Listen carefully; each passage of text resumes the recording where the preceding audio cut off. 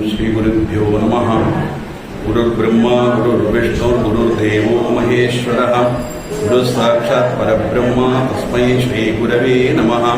गुरवे सर्वलोकानां विषये भवरोगिणां निधये सर्वविद्यानां दक्षिणामूर्तये नमः। श्रीगुरुचरणारविन्दाभ्यां नमः।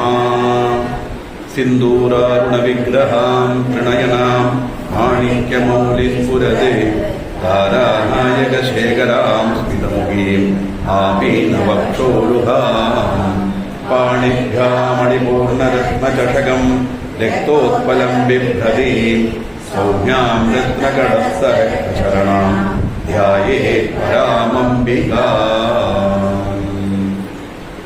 ശ്രീകണ്ഠേശ്വരം ദുർഗാദേവി ക്ഷേത്രത്തിൽ ദർശനത്തിനെത്തിയ ഭക്തജനങ്ങൾക്കും പരിസരവാസികൾക്കും ദുർഗാപരമേശ്വര സത്സംഗത്തിന്റെ പ്രണാമം. ലളിതാ സഹസ്രനാമ നവഹായക്യത്തിന്റെ 4ാമത്തെ ദിവസം. കഴിഞ്ഞ ദിവസം പാർവതി പത്മനയന പത്മരാഗ സമപ്രഭ അതുവരെ നമ്മൾ കണ്ടു. പത്മരാഗം പോലെ പ്രകാശിക്കുന്ന കാന്തിയോട് കൂടിയവൾ. അടുത്ത പദം പഞ്ചപ്രേതാസനാസീനായേ നമഃ. 5 പ്രേതങ്ങളെ ആസനമായി കൊണ്ടവൾ. അതെന്തിനാ ദേവിക്ക് ആസനം? പ്രേതം എന്ന് പറഞ്ഞാൽ മരിച്ചതെന്നല്ലേ അർത്ഥം. ഉണ്ടായിരുന്നു, ഇപ്പൊ ഇല്ല. അതാണ് അത് കേക്ക് മറന്നു വെച്ചത്. അപ്പോ എന്തുകൊണ്ട് വന്നു? ആ ശബ്ദം എന്ന് പറഞ്ഞാൽ അത് അശുദ്ധമല്ലേ? അത് പറഞ്ഞാൽ അവിടെ മരിച്ച വെട്ടിപ്പോയാൽ കുളിക്കണം, ഇതൊക്കെ പറയുന്നു. ഇവിടെ ദേവിക്ക് അർത്ഥം ചെയ്യുമ്പോൾ പഞ്ചപ്രേതാസനാസീനായ നമഃ എന്ന് പറയുന്നല്ലോ. പറഞ്ഞാൽ ശബ്ദം അതാണെങ്കിലും അർത്ഥത്തിൽ ചെറിയ വ്യത്യാസമുണ്ടെന്ന്. ദേവിയുടെ ആസനം ഇരിപ്പിടം 4 കാലുകൾ, ഒന്നിൽ ബ്രഹ്മ, ഒന്നിൽ വിഷ്ണു, ഒന്നിൽ രുദ്രൻ, ഒന്നിൽ ഈശ്വരൻ. അതാണ് സൃഷ്ടി, സ്ഥിതി, സംഹാരം, തിരോധാനം. സദാശിവൻ എന്ന പലക അതാണ് തിരോധാനം. സൃഷ്ടിസ്ഥിതി സംഹാരം തിരോധാനം. അനുഗ്രഹമാണ് ആജ്ഞ. അതിന്റെ പുറത്ത് ശിവന്ന മഞ്ചം, അതിന്റെ പുറത്ത് ദേവി ഇരിക്കുന്നതായിട്ടാണ് സങ്കല്പിക്കുന്നത്. അപ്പൊ എന്താണ് 4 തൂണിൽ 4 പേരെന്ന് പറഞ്ഞാൽ 4ഉം ഓരോ ക്രിയകൾ ചെയ്യുന്നത് തന്നെയാണ്. പക്ഷേ സൃഷ്ടി, സ്ഥിതി, സംഹാരം ഇത് 3ഉം കഴിഞ്ഞ് തിരോധാനവും നീങ്ങി ഇനി അനുഗ്രഹം നടക്കാൻ പോകുന്നേ ഉള്ളൂ. അപ്പോൾ അവിടെ ഇനാക്റ്റീവ് സ്റ്റേജ്, ഒരു പ്രവൃത്തിയുമില്ല. അതാണ് അവിടെ പ്രേതം എന്ന് പറയാൻ കാര്യം. പ്രേതം അതാണല്ലോ, നിശ്ചലമായിട്ട് കിടക്കൽ, നിശ്ചലമായ അവസ്ഥ. പക്ഷേ ആ അവസ്ഥയിലും ആക്റ്റീവായിരിക്കുന്ന ഒരു ശക്തി ഉണ്ട്, അത് ബ്രഹ്മം. എങ്കിലേ അടുത്ത സൃഷ്ടി തുടങ്ങാൻ പറ്റൂ. അതാണ് ആ ഇനാക്റ്റീവായ സ്റ്റേജിലും ആക്റ്റീവായി ഇരിക്കുന്നതാണ് 26ാം തത്വമായ ബ്രഹ്മം എന്നുള്ളത് മനസ്സിലാക്കാൻ വേണ്ടിയാണ് പഞ്ചപ്രേതാസനാസീനായ നമഃ എന്നുള്ള പദം. അല്ലാതെ 5 പ്രേതങ്ങളെ കിടന്നിട്ട് അതിന്റെ പുറത്ത് ദേവി ഇരിക്കുന്നുള്ള അർത്ഥം അല്ല മനസ്സിലാക്കുക. അടുത്ത പദം അത് തന്നെയാണ്, പഞ്ചബ്രഹ്മ സ്വരൂപിണ്യേ നമഃ. നേരത്തെ പറഞ്ഞ 5 പേരും ദേവി തന്നെയാണ്. ബ്രഹ്മാവിന്റെ സ്വരൂപം, വിഷ്ണുവിന്റെ സ്വരൂപം, രുദ്രന്റെ സ്വരൂപം, ഈശ്വരന്റെ സ്വരൂപം, സദാശിവന്റെ സ്വരൂപം. പിന്നെ ബ്രഹ്മം ഒന്നേ ഉള്ളൂ. അതാത് ക്രിയ ചെയ്യുമ്പോൾ ആ രൂപം ധരിക്കുന്നു. സൃഷ്ടികർത്തെ ബ്രഹ്മരൂപ, ഗോത്രേ ഗോവിന്ദരൂപിണി, സംഹാരണ രുദ്രരൂപ, തിരോധാനകരി ഈശ്വരി, സദാശിവാനുഗ്രഹത, പഞ്ചകൃത്യ പരായണ. ഇത് തന്നെ ഉണ്ട്, നമുക്ക് സംശയമേ വേണ്ട. നമ്മൾ ദിവസവും ചൊല്ലുന്നത് തന്നെയാണ്. പക്ഷെ എന്താണെന്നുള്ളത് മാത്രം നമുക്ക് മനസ്സിലാക്കാനുള്ള സന്ദർഭം കിട്ടിയില്ല എന്നേ ഉള്ളൂ. ഇപ്പൊ അത് കിട്ടിയെന്ന് കരുതുക. അതാണ് പഞ്ചബ്രഹ്മ സ്വരൂപിണ്യേ നമഃ, പഞ്ചപ്രേതാസനാസീനായ നമഃ, പഞ്ചബ്രഹ്മ സ്വരൂപിണ്യേ നമഃ. നേരത്തെ പറഞ്ഞതുപോലെ തന്നെയാണ്. ഈ പഞ്ചബ്രഹ്മ എന്ന് പറഞ്ഞതിന് വേറെയും ചില അർത്ഥങ്ങളുണ്ട്. ഈ 4 തൂണിലിരിക്കുന്നതും സദാശിവൻ, ആ സൃഷ്ടി, സ്ഥിതി, സംഹാരം, തിരോധാനം, അനുഗ്രഹം എന്ന 5 പ്രക്രിയകൾ ചെയ്യുന്ന, അതുകൊണ്ട് ബ്രഹ്മ, പഞ്ചബ്രഹ്മ. പിന്നെ ജീവൻ, പ്രകൃതി, ബുദ്ധി, അഹങ്കാരം, മനസ്സ്, ഈ 5 തത്വങ്ങളും പഞ്ചബ്രഹ്മ എന്ന് പറയും. കാരണം ഇതെല്ലാം പ്രവൃത്തി ചെയ്യുന്നുണ്ട്, ഇതെല്ലാം പ്രവൃത്തി ചെയ്യുന്നത് തന്നെയാണ്. അതുപോലെ ശബ്ദ, സ്പർശ, രൂപ, രസ, ഗന്ധം, തന്മാത്ര. തന്മാത്ര എന്ന് പറഞ്ഞാൽ ഇന്ദ്രിയങ്ങളുടെ പ്രവർത്തിക്കാനുള്ള ശേഷി. കണ്ണിന് കാണാനുള്ള ശേഷി, കാതിന് കേൾക്കാനുള്ള ശേഷി, അതാണ് അതിൻ്റെ. ശബ്ദം, സ്പർശം, രൂപം, രസം, ഗന്ധം. ശബ്ദം, സ്പർശം, രൂപം, രസം, ഗന്ധം. അല്ലെ? കണ്ണുകൊണ്ട് കാണുന്നു, ചെവി കൊണ്ട് കേൾക്കുന്നു, മൂക്കുകൊണ്ട് മണക്കുന്നു, നാക്കുകൊണ്ട് രുചിക്കുന്നു, തൊക്കുകൊണ്ട് നമ്മൾ സ്പർശിക്കുന്നു. ഇതാണ് തന്മാത്ര. ഇതിനെയും പഞ്ചബ്രഹ്മ എന്ന് പറയും. എല്ലാം ഈശ്വര സ്വരൂപം തന്നെയാണെന്ന് അർത്ഥം. അതാണ് പ്രാണൻ പോകുമ്പോൾ പ്രാണൻ, അപാനൻ, ഗാനം, ഉദാനം, സമാനം പഞ്ചപ്രാണനുണ്ട്. പ്രാണൻ മൂത്ത ജ്യേഷ്ഠൻ, വലിയേട്ടൻ, ബാക്കിയെല്ലാം അനിയന്മാർ. ഭയങ്കര സ്നേഹമാണ്. വലിയേട്ടല്ലാത്ത സ്ഥലത്ത് ഈ 4 പേരും കാണില്ല. എല്ലാം അവരുടെ കൂടെ പോകുമ്പോൾ തന്മാത്രയും അവരുടെ കൂടെ പോകുന്നതാണ്. ഇതെല്ലാം ചേർന്നതാണ് ഈശ്വരസ്വരൂപം. അതാണ് സത്ത്, ഉള്ളിലിരിക്കുന്ന സത്ത്. സത്ത് പോയി, അത് പറഞ്ഞ് ചത്തുപോയി എന്നായി. ശരിക്കും സത്ത് പോയി എന്നാ പറഞ്ഞത് ശരി തന്നെയാണ്. അത് പറഞ്ഞ് ചത്തുപോയി എന്നായി. സത്ത് പോയി. ആ സത്താണ് ഇതെല്ലാം. ചിന്മയി നമഃ. ശുദ്ധസ്വരൂപിണിയാണ് ദേവി. ചിദഗ്നികുണ്ട സംഭൂതായ നമഃ. നമ്മൾ കണ്ടില്ലേ? ശുദ്ധബോധത്തിൽ ഉദ്ഭവിച്ചവൾ എന്ന് പറഞ്ഞാൽ തെളിഞ്ഞ ബുദ്ധിയോടുകൂടി ബ്രഹ്മമാണ് സത്യം എന്ന ഉണർവോടുകൂടി ധ്യാനിക്കുന്നവന് മാത്രമേ ഈശ്വര സ്വരൂപത്തെ പൂർണ്ണമായി മനസ്സിലാക്കാൻ സാധിക്കുകയുള്ളൂ. പൂർണ്ണമായി ഈശ്വര സ്വരൂപം മനസ്സിലാക്കാൻ സാധിക്കാൻ സാധാരണ ബുദ്ധി മതി. ഇവിടെ തെളിഞ്ഞ ബുദ്ധി എന്ന് പറഞ്ഞാൽ ഉറച്ച വിശ്വാസത്തോടുകൂടിയുള്ള ബുദ്ധി എന്നർത്ഥം. പരമാനന്ദായ നമഃ. അങ്ങനെ മനസ്സിലാക്കി കഴിഞ്ഞാലോ പരമാനന്ദമാകുന്ന ദേവിയുടെ സ്വരൂപം നമുക്ക് മനസ്സിലാക്കുന്നതാണ്. പരമാനന്ദം, അതിനേക്കാളും ഒരു ആനന്ദം ഇല്ലാന്നർത്ഥം. വിജ്ഞാനഘന രൂപിണ്യേ നമഃ. പരമമായ വിജ്ഞാനസാര രൂപം കൊണ്ട് ദേവി. വിജ്ഞാനഘനം എന്ന് പറഞ്ഞാൽ ചൈതന്യം. എല്ലാം ബ്രഹ്മത്തെ ചുറ്റിപ്പറ്റി തന്നെയാണ് എല്ലാം. കാരണം അതാണ് സത്യം. അല്ലാതെ വേറൊന്നിനെ പറ്റി സംസാരിക്കാൻ ഇവിടെ വിഷയമില്ല. ആ ചൈതന്യമാണ് അർത്ഥം. ജീവസമഷ്ടി എന്നും അർത്ഥം. ധ്യാനധ്യാതൃ ധ്യേയരൂപായ നമഃ. ധ്യാനം, ധ്യാതൃ, ധ്യേയം. ധ്യാനം എന്ന് പറഞ്ഞാൽ ധ്യാനിക്കുന്ന ആൾ, ധ്യാനിക്കപ്പെടുന്ന വസ്തു, ആ ചെയ്യുന്ന ധ്യാനം, ഇത് മൂന്നും ദേവി തന്നെയാണ്. ദേവി തന്നെ ദേവിയായിരുന്നു കൊണ്ട് ദേവിയെ ധ്യാനിക്കുന്നു പറഞ്ഞാൽ കാരണം എന്താ? എല്ലാവരുടെ ഉള്ളിലും ഇരിക്കുന്നത് ഈശ്വര സ്വരൂപം തന്നെയാണ്. ഈശ്വര സർവഭൂതാന ഹൃദയശ അർജുന തൃഷ്ടറി. ആ ബ്രഹ്മത്തിന്റെ അംശമാണ് നമ്മുടെ ഉള്ളിൽ ഇരിക്കുന്നത് താല്പര്യം. വിജ്ഞാനഘന രൂപിണ്യേ നമഃ. ധ്യാനധ്യാതൃ ധ്യേയരൂപായ നമഃ. ധർമാധർമ്മ വിവർജിതായ നമഃ. ധർമ്മം, അധർമ്മം, യശസ്സിന് വേണ്ടി അനുഷ്ഠിക്കുന്ന ശാസ്ത്രങ്ങളും സജ്ജനങ്ങൾ ഉപദേശിക്കുന്നത് പോലെയാണ് ധർമ്മം. ചെയ്യാൻ പാടില്ലാത്തതെല്ലാം അധർമ്മം. അത്രയേ ഉള്ളൂ. ധർമ്മം എന്ന് പറഞ്ഞാൽ ചെയ്യേണ്ടത്. ധർമ്മം എന്ന് പറഞ്ഞാൽ ഡൂൺസ് ഡ്യൂട്ടീസ് കാൾഡ് ധർമ്മം. അതാണ് ശരിക്കും. ഉദ്യത്വാന സഹസ്രാഭ ചതുർഭാഗ സമന്വിതാരം നമ്മൾ കണ്ടു. ധർമ്മം, അർത്ഥം, കാമം, മോക്ഷം. ധർമ്മം എന്ന് പറഞ്ഞാൽ അവനവൻ ചെയ്യേണ്ട ഡ്യൂട്ടി, കടമ.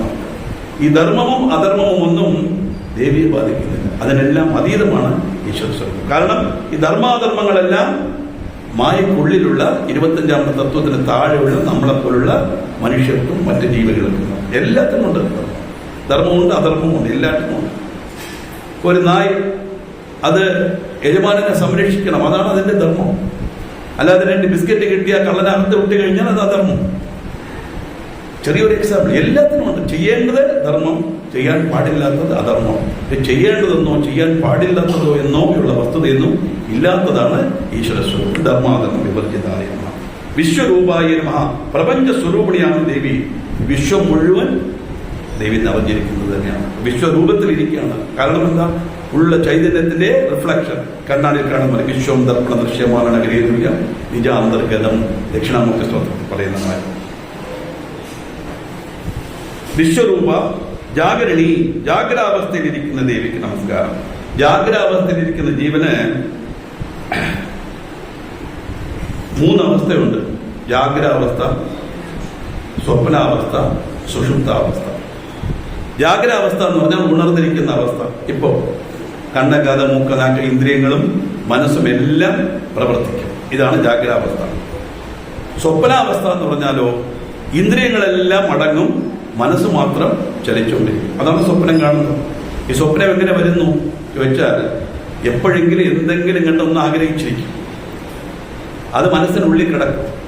അത് വേറെങ്കിലും ഉറങ്ങുന്ന സമയത്ത് ഈ രക്തം ഇങ്ങനെ പോണ വഴിക്ക് ഈ ഒരു ചിന്തയുള്ള പോയിന്റിലൂടെ തട്ടിയിട്ട് പോകും. ബ്ലഡ് സർക്കുലേഷൻ വരുന്നതാണത്. അതാണ് സ്വപ്നമായിട്ട് വരുന്നത്. പക്ഷെ മിക്കവാറും 95% സ്വപ്നവും വേഗമായിരിക്കും, ക്ലിയർ ആയിരിക്കും. എവിടെയോ പോയ പോലെ ഇരിക്കും. ഒന്നും ക്ലിയർ ആയിട്ട് കാണുന്നില്ല. ചിലത് മാത്രമേ ശരിക്കും കാണുകയുള്ളൂ. പക്ഷെ മനസ്സ് മാത്രം ചലിക്കുന്നതുകൊണ്ടാണ് സ്വപ്നം കാണുന്നത്. ഇന്ദ്രിയങ്ങളെല്ലാം ഉറങ്ങുക. അപ്പൊ അത് സ്വപ്നാവസ്ഥ. 3ാമത് സുഷുപ്തി. സുഷുപ്തി എന്ന് പറഞ്ഞാൽ ഗാഢനിദ്ര. മനസ്സും ചലിക്കില്ല, ഇന്ദ്രിയങ്ങളും ചലിക്കില്ല. പക്ഷെ അടുത്ത ദിവസം രാവിലെ എണീക്കും എന്ന് പറയുന്നു, ഇന്നലെ ഞാൻ സുഖമായിട്ട് ഉറങ്ങി. അപ്പൊ ഉറങ്ങുമ്പോഴുള്ള സുഖം അനുഭവിച്ചു എന്നുള്ള ഉണർവ് എങ്ങനെ വന്നു? ഉള്ളിലിരിക്കുന്ന ചൈതന്യം ഉണർന്നിരിക്കുന്നത് കൊണ്ടാണ്. നാലാമത്തെ സമാധി. അത് പോയാൽ പിന്നെ തിരിച്ചിങ്ങോട്ടില്ല. ഈ മൂന്നവസ്ഥ മാറി മാറി വരും. ജാഗ്രാവസ്ഥ, സ്വപ്നാവസ്ഥ, സുഷുപ്താവസ്ഥ എല്ലാം മാറി മാറി വരും. അപ്പൊ ജാഗ്രാവസ്ഥയിൽ നമ്മുടെ ഉള്ളിലിരുന്നു കൊണ്ട് നമ്മളെ കൊണ്ട് എല്ലാം ചെയ്യിക്കുന്നതും കാണുന്നതും ഈശ്വരി തന്നെ. സ്വപ്നാവസ്ഥയിലും ആ ചൈതന്യമുണ്ട്, സുഷുപ്താവസ്ഥയിലും ആ ചൈതന്യമുണ്ട്. നമ്മൾ അറിയുന്നില്ല. കള്ളൻ വന്ന് അറിയില്ല, ഇടിവെട്ടിയാൽ അറിയില്ല, ഇന്നലെ മഴ പെഞ്ഞോ അറിയില്ല, കിടന്ന് അടിച്ചു പൊട്ടമാരി തൂങ്ങിനെന്ന് തമിഴിൽ പറയുന്നില്ലേ, അതാണ് ഗാഠനിദ്ര. ഭാഗ്യമുള്ളവർക്ക് കിട്ടും ഗാഠനിദ്ര. അങ്ങനെ കിട്ടണം. സമാധാനമായിട്ട് കിടന്നാൽ നല്ല നിദ്ര കിട്ടും, സുഖനിദ്ര കിട്ടും. ആ സുഖനിദ്രയാണ് സുഷുപ്താവസ്ഥ.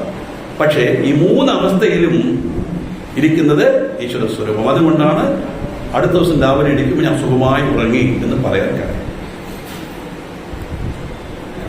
സുപ്തായ ഗാഠനിദ്ര, അജ്ഞാനം, അഹന്ത, ആനന്ദം എന്ന മൂന്ന് അവിദ്യാഭേദങ്ങളുമുള്ള അവസ്ഥയാണ് സുഷുപ്തി. പ്രാജ്ഞാത്മികായ നമഃ, പ്രജ്ഞനായിരിക്കുന്ന ദേവിക്ക് നമസ്കാരം. നിദ്രാവസ്ഥയിൽ കാരണശരീരത്തെ ആശ്രയിച്ചിരിക്കുന്ന ദേവനെ പ്രാജ്ഞൻ എന്ന് പേര്. തുര്യായ നമഃ, തുര്യാവസ്ഥ എന്താണ്? ജാഗ്രസ്വര സുഷുപ്തി കഴിഞ്ഞാൽ സമാധി എന്ന് പറയുന്നതാണ് തുര്യാവസ്ഥ. സമാധി എന്ന് പറഞ്ഞാൽ ഇവ ബ്രഹ്മൈക്യം. സമാധിയായി എന്ന് പറയുന്നില്ലേ, പിന്നെ തിരിച്ച് റിട്ടേൺ ഇല്ല. ഈ മൂന്നവസ്ഥയിൽ മാത്രം മാറി മാറി വരാം. ജാഗ്രവസ്ഥയിൽ ഡയറക്റ്റ് സ്വപ്നത്തിൽ പോവാം, സുഷുപ്തിയിൽ പോവാം, സ്വപ്നം കഴിഞ്ഞ് സുഷുപ്തി പോവാം, സുഷുപ്തിന്റെ സ്വപ്നത്തിൽ വരാം, സ്വപ്നത്തിന് ജാഗ്രതാവസ്ഥയിലും വരാം, മാറി മാറി വരാം. സമാധി എന്ന് പറഞ്ഞാൽ പിന്നെ വിട്ടില്ല. ആ മൂന്നവസ്ഥ മാത്രമല്ല, നാലാമത്തെ അവസ്ഥയിലും ദേവി ഉണ്ട്. അപ്പൊ ഇത്രയേ ഉള്ളൂ എന്നായി പോകില്ലേ? ജാഗ്രത, സ്വപ്ന, സുഷുപ്തി, സമാധി. അപ്പൊ ഈ ഒരു പരിധിക്കുള്ളിൽ ഈശ്വര ചൈതന്യം വന്നതുകൊണ്ട് സർവാവസ്ഥ വിവർജിതായ നമഃ. അപ്പൊ നമ്മൾ വിളമ്പുമ്പോൾ പറയില്ലേ, എന്തെങ്കിലും വിട്ടുപോയിരുന്ന സംശയത്തിന് വീണ്ടും ചോദിക്കുന്നു. ആർക്കെങ്കിലും എന്തെങ്കിലും നമ്മൾ കൊടുക്കാൻ മറന്നു പോയാലോ എന്ന് പറഞ്ഞിട്ടാണ്. പൂജയും പിന്നെ ഓരോ അംഗപൂജയും ചെയ്തുകൊണ്ടിരുന്ന ദേവിക്ക് പാദം മുതൽ കേശം വരെ എല്ലാ ഭാഗങ്ങളും അങ്ങനെ ചെയ്തു. അവസാനം സർവാംഗ പൂജയാമി. എന്തെങ്കിലും ഒന്ന് വിട്ടുപോയാലും ഒന്ന് കിടക്കട്ടെ എന്ന് പറഞ്ഞാൽ അതേപോലെയാണ് ഇവിടെ സർവാവസ്ഥ വിവർജിതായ. ഈ അവസ്ഥയിൽ മാത്രമല്ല, അതും കഴിഞ്ഞ് ഇരിക്കുന്നവൾ ദേവി എന്നർത്ഥം. സർവാവസ്ഥ സൃഷ്ടികർത്തരേ നമഃ. സൃഷ്ടി നടത്തുന്നത് ദേവി തന്നെയാണ്. ജീവന്മാരുടെ അവസ്ഥ നമ്മൾ വർണ്ണിച്ചു. ബ്രഹ്മ, വിഷ്ണു, രുദ്രൻ, ഈശ്വരൻ, സദാശിവൻ, പഞ്ചബ്രഹ്മം. സൃഷ്ടി ചെയ്യുമ്പോൾ എന്താണ്? ബ്രഹ്മരൂപ, ബ്രഹ്മാവിന്റെ രൂപത്തെ ധരിക്കുന്നു. ബ്രഹ്മ എന്ന് പറഞ്ഞാൽ 26 തത്വമായ ബ്രഹ്മം സൃഷ്ടി ചെയ്യുമ്പോൾ ബ്രഹ്മാവിന്റെ രൂപത്തെ ധരിക്കുന്നു എന്നർത്ഥം. സംഭവം ലളിതാ സഹസ്രമായതുകൊണ്ട് നമ്മൾ അതിനെ ദേവി എന്ന് പറയുന്നു. അത്രയും ഇത് ഞാൻ പറഞ്ഞ മാതിരി ഇപ്പോഴത്തെ സ്കന്ദപുരാണം പറയാൻ പറഞ്ഞാൽ സുഖമായിട്ട് പറയാം. അപ്പൊ എല്ലാം മുരുകൻ എന്ന് പറയും, പിന്നെ ദേവി ഇല്ല, പിന്നെ മുരുകനാണ് അവിടെ പ്രാധാന്യം. എപ്പോഴും അങ്ങനെയാണ്. ഓരോരോ ഫംഗ്ഷൻ അതേപോലെ ഓരോ ഗ്രന്ഥത്തിൽ എന്തിനാണെന്ന് വെച്ചാൽ ബ്രഹ്മമാണ് സത്യം എന്നുള്ള ഉണർവ് നമ്മൾ വരണം. അത് ഏത് ഗ്രന്ഥത്തിലാണോ നമ്മൾ എക്സാമ്പിളായിട്ട് എടുക്കുന്നത്, അതിൽ പറഞ്ഞിരിക്കുന്ന മൂർത്തിയെ പ്രധാനമായിട്ട് നമ്മൾ ആ ബ്രഹ്മത്തിന് ആ പേര് നൽകും. അതെന്ന് പറയാൻ പറ്റില്ലല്ലോ, ഒരു പേര് വേണമല്ലോ. അപ്പൊ സൃഷ്ടി ചെയ്യുമ്പോൾ ബ്രഹ്മാവിന്റെ രൂപത്തെ ധരിക്കുന്നു. ഗോത്രേ ഗോവിന്ദ രൂപി. സംരക്ഷിക്കുമ്പോഴോ വിഷ്ണുവിന്റെ രൂപത്തെ ധരിക്കുന്നു. അപ്പൊ ദേവി തന്നെയാണ് വിഷ്ണുവായിരുന്ന് സൃഷ്ടിക്കുന്നതും വിഷ്ണുവായിരുന്ന് രക്ഷിക്കുന്നതും. അപ്പൊ സംഹാരവും ദേവി തന്നെയാണ്. സംഹാരണ്യേ നമഃ. തമോഗുണപ്രധാനമായ സംഹാര രൂപത്തിലിരിക്കുന്നതും ദേവി തന്നെയാണ്. ദേവി ഇരിക്കണം. സംഹാരം എന്ന് പറഞ്ഞാൽ എന്താണ്? കൊടുത്തത് തിരിച്ചെടുക്കുന്നു. എപ്പോഴും നമുക്ക് നശിപ്പിക്കുന്നു എന്ന അർത്ഥത്തിലല്ല. സംഹരിക്കുക എന്ന് പറഞ്ഞാൽ നശിപ്പിക്കുക എന്ന അർത്ഥത്തിലല്ല, കൊടുത്തത് തിരിച്ചെടുക്കുന്നു എന്നർത്ഥം.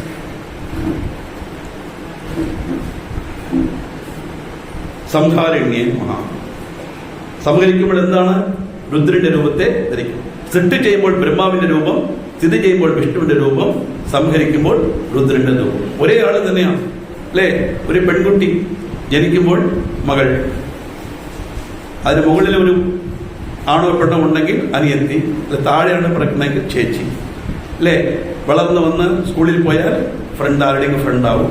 അച്ഛന് മകൾ, കല്യാണം കഴിഞ്ഞാൽ ഭാര്യ, അവർക്ക് മരുമകൾ അല്ലേ? ഈ ഒരു അമ്മയാ, ഒരു കുട്ടി ഉണ്ടായാലോ അമ്മ, പിന്നെ അമ്മമ്മ, കുഞ്ഞമ്മ, പല പേരിൽ അറിയപ്പെടുന്നു. പക്ഷെ ആളാരാ? ആള് മാറുന്നില്ലല്ലോ. അല്ലെ? ലക്ഷ്മി എന്നാണ് കുട്ടിയുടെ പേരാണെങ്കിൽ ഈ ലക്ഷ്മി തന്നെയാണ് അനിയത്തിയും ചേച്ചിയും അമ്മയും അമ്മായിയമ്മയും എല്ലാവരും തന്നെയാണ്. ഒരു എക്സാമ്പിളായിട്ട് പറഞ്ഞു. അതുപോലെ ബ്രഹ്മം ഒന്നേ ഉള്ളൂ, ഒരു ശക്തിയേ ഉള്ളൂ. അത് ഓരോ ക്രിയ ചെയ്യുമ്പോൾ ആ പേര് വരുന്നു. അതുകൊണ്ടാണ് സൃഷ്ടികർത്തരെ പരമരൂപ, ഗോത്രേ ഗോവിന്ദ രൂപിണി, സംഹാരണി രുദ്രരൂപ.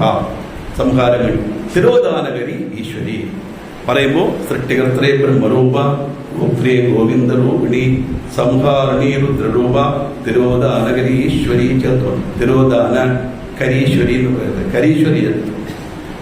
സിന്ദൂരാർണ വിഗ്രഹാം തൃണയനാം, അല്ലേ? അരുണ പോലെ ചുവന്ന നിറത്തോട് കൂടിയവൾ ദേവി എന്ന് പറഞ്ഞിട്ട് കരീശ്വരി എന്ന് പറഞ്ഞ കരീശ്വരി അല്ല, തിരോധാനകരി ഈശ്വരി. തിരോധാനം ചെയ്യുന്നത് കൊണ്ട് ഈശ്വരി ആയതുകൊണ്ട് തിരോധാനകരി ഈശ്വരി. തിരോധാനം എന്ന് പറഞ്ഞാൽ എന്താണ്? സൃഷ്ടിസ്ഥിതി സംഹാരം വരെ എല്ലാവർക്കും അറിയാം. സാധാരണ തിരോധാനം എന്ന് പറഞ്ഞാൽ മറയ്ക്കുന്നത്. എന്താണ്? സത്യമായ വസ്തുവായ ബ്രഹ്മത്തെ മറച്ച് മിഥ്യയായ ലോകത്തെ സത്യം നമ്മളെ കൊണ്ട് വിശ്വസിപ്പിക്കുന്നതാണ് മായ. ആ മായ നീങ്ങണം, അതാണ് തിരോധാനം നീങ്ങുന്നത്. കർട്ടൻ, തിരോധാനം കർട്ടൻ അർത്ഥം തന്നെ. നമ്മൾ എന്തിനാ കർട്ടൻ ഇടുന്നത്? അകത്തെന്തിരിക്കുന്നത് പുറത്തറിയാതിരിക്കാൻ വേണ്ടി, അല്ലേ? അമ്പലത്തിൽ പോയി കഴിഞ്ഞാൽ അലങ്കാരം ചെയ്യുമ്പോൾ അഭിഷേകം കഴിഞ്ഞാൽ തിരകെട്ടുകളെ കർട്ടൻ ഇട്ടുകളെ അഭിഷേകമല്ല അലങ്കാരമെല്ലാം കഴിഞ്ഞ ശേഷം മാത്രമേ അത് മാറ്റുകയുള്ളൂ. അത് മാറ്റുമ്പോഴേ ഉള്ളിലുള്ള വിഗ്രഹത്തെ നമുക്ക് കാണാൻ സാധിക്കുകയുള്ളൂ. ഇവിടെ ഈ മായയാണ് ഈ മറ, അതാണ് തിരോധാനം. അത് നീങ്ങിയാൽ ബ്രഹ്മത്തെ മനസ്സിലാക്കും. ആ ബ്രഹ്മത്തെ മനസ്സിലാക്കാതെ നമ്മളെ മറയ്ക്കുന്ന ഈ മായ എന്തുകൊണ്ടെന്ന് പറഞ്ഞാൽ മഹാമായ പ്രഭാവേണ സംസാര സ്ഥിതികാരണ. ബ്രഹ്മമാണ് സത്യം ഉണർവ് എല്ലാവർക്കും ഒരേ സമയത്ത് വന്നുപോയാൽ സംസാരം സ്ഥിരീകരിക്കാൻ സാധിക്കുകയില്ല. ലൗകികമായതും ഞാൻ എൻ്റെ എന്നുള്ള ഭാവം ഉണ്ടാവണം. ആ മമത ഉണ്ടാക്കുന്നതും ഈശ്വരൻ തന്നെയാണ്. അതാണ് തിരോധാനം. തിരോധാനം ചെയ്യുമ്പോൾ രുദ്രന്റെ രൂപത്തെ ധരിക്കുന്നു. തിരോധാനകരി ഈശ്വരി, ഈശ്വരന്റെ സ്വരം. അപ്പോൾ സൃഷ്ടി, സ്ഥിതി, സംഹാരം, തിരോധാനം. അടുത്തത് അനുഗ്രഹം എന്ന് പറഞ്ഞാൽ ഞാൻ ഇന്നലെ പറഞ്ഞ മാതിരി മഹാപ്രളയ സാക്ഷിണീ നമഃ എന്ന് പറഞ്ഞില്ലേ? 4,32,000 വർഷം കലിയുഗം, അത് 5,000 ശിഷ്ടമായി. ഇനി ബാക്കി 4,27,000 സംതിങ് ഉണ്ട്. അത് കഴിഞ്ഞാൽ ബ്രഹ്മദേവൻ അവിടെ ഇരുന്നുകൊണ്ട് കൗണ്ട് ചെയ്യും. 1, 2, 3 എന്ന് പറഞ്ഞ് ഒരേ സമയത്തെ എല്ലാ സമുദ്രവും കന്യാകുമാരിയിൽ പോയി നിന്ന് നോക്കിയാൽ അറിയാൻ പറ്റും കേട്ടോ. നമ്മൾ നിൽക്കുന്ന നമ്മുടെ നെറ്റിയുടെ ആ ലെവലിലാണ് സമുദ്രത്തിന് ആ എൻഡ് കാണുന്നത്. സത്യത്തിന് കെട്ടപ്പെട്ട് നിൽക്കുന്നത് ശരിയാണ്. എല്ലാ സമുദ്രവും ഒരേ സമയത്തിൽ ഉയർന്നു കഴിഞ്ഞാൽ ഭൂമി മുഴുവൻ പോയാൽ ഈ ജീവജാലങ്ങൾ മുഴുവൻ തന്റെ ഉദരത്തിൽ വെച്ച് എങ്ങനെ ഗർഭത്തിലുള്ള ശിശുവിനെ ഒരു അമ്മ രക്ഷിക്കുമോ അതേപോലെ നമ്മളെല്ലാം രക്ഷിക്കുന്നതാണ് ഈശ്വര സ്വരൂപം. ഇവിടെ ലളിതാ സഹസ്രനാമായതുകൊണ്ട് ദേവി. ഗണപതിക്ക് എന്തുകൊണ്ട് വയറ് വലുതായിരിക്കും എന്ന് പറഞ്ഞാൽ അതാണ്. അല്ലാതെ കുഴക്കെട്ട് തന്നത് കൊണ്ട് വലുതായിരുന്നത് ആളുകൾ കുട്ടികൾക്ക് പറഞ്ഞു കൊടുക്കും. അപ്പൊ ബാക്കിയുള്ളവരൊക്കെ ഒന്നും കഴിക്കുന്നില്ല. എത്ര പായസമാണ് ദേവി നിൽക്കുന്നത്. അവർക്ക് വന്ന കൃഷഗാത്ര പ്രിങ്ങിയ വയറെന്നാ പറയുന്നത്. അപ്പോ താല്പര്യം എല്ലാവരെയും സംരക്ഷിക്കുന്നോളം ദേവി. എന്നിട്ട് അവരുടെ പാപപുണ്യം അനുസരിച്ച് അവർക്ക് അടുത്ത ജന്മം കിട്ടും. മോക്ഷം എന്നുള്ളത് അത് പോയി, മോക്ഷം കിട്ടിയവർ പോയി. അല്ലാത്തവർക്കെല്ലാം അടുത്തത്. എങ്ങനെ? പാപം മാത്രം ചെയ്താൽ ചെടികൾ, കൊടികൾ, മരങ്ങൾ, മൃഗങ്ങൾ, പക്ഷികൾ എന്നുള്ള ജന്മം. പുണ്യം മാത്രം ചെയ്താൽ ഈശ്വര തുല്യമായ പ്രവീൺ സ്വാമി വിവേകാനന്ദൻ, ജഗദ്ഗുരു ആദിശങ്കരൻ, സ്വാമി വിവേകാനന്ദൻ, പെരിയവ അവരെയും പറയാതിരിക്കാൻ പറ്റും. ഗാന്ധി പെരിയവരെ പറയാതിരിക്കാനേ സാധിക്കില്ല. ഈശ്വരന്റെ അവതാരം തന്നെയാണ് അദ്ദേഹം. പാപപുണ്യം മിശ്രിതമായാൽ മനുഷ്യജന്മം. അതിൽ പുണ്യം ധാരാളം ചെയ്ത് പാപം കുറവ് ചെയ്താൽ നമ്മളെപ്പോലുള്ള മനുഷ്യജന്മം. ഞാൻ കാരണം തന്നെ പറഞ്ഞു. അല്ലെങ്കിൽ ഇതെല്ലാം കേൾക്കാനോ ഇതിൽ വ്യാപൃതനാവാനോ ഒരു സന്ദർഭമോ മനസ്സും നമുക്ക് കിട്ടില്ല. അത് ഈശ്വര അനുഗ്രഹം ഉണ്ടെങ്കിലേ കിട്ടൂ. ദേവിയുടെ തീരുമാനമായിരിക്കണം. ഇന്ന് ഇത്ര മണിക്ക് ഇത്ര പേര് ഇവിടെ ഇരിക്കണം എന്ന് പറഞ്ഞാൽ അത്രയും പേര് വന്നിരിക്കും. അത്രയേ ഉള്ളൂ. ഇതെല്ലാം ഈശ്വര സങ്കല്പം തന്നെയാണ്. അതാണ് അനുഗ്രഹം. ആ അനുഗ്രഹം ചെയ്യുമ്പോൾ സദാശിവന്റെ രൂപത്തെ ധരിക്കുന്നു. അപ്പൊ സൃഷ്ടി, സ്ഥിതി, സംഹാരം, തിരോധാനം, അനുഗ്രഹം, ഈ 5 കാര്യം ദേവി ചെയ്യുന്നത് കൊണ്ടാണ് പഞ്ചകൃത്യ പരായണ എന്ന് പേര്. സൃഷ്ടി, സ്ഥിതി, സംഹാരം, തിരോധാനം, അനുഗ്രഹം. സൃഷ്ടി അറിയാം, ക്രിയേഷൻ, പ്രൊട്ടക്ഷൻ, അല്ലെ, ഡിസ്ട്രക്ഷൻ.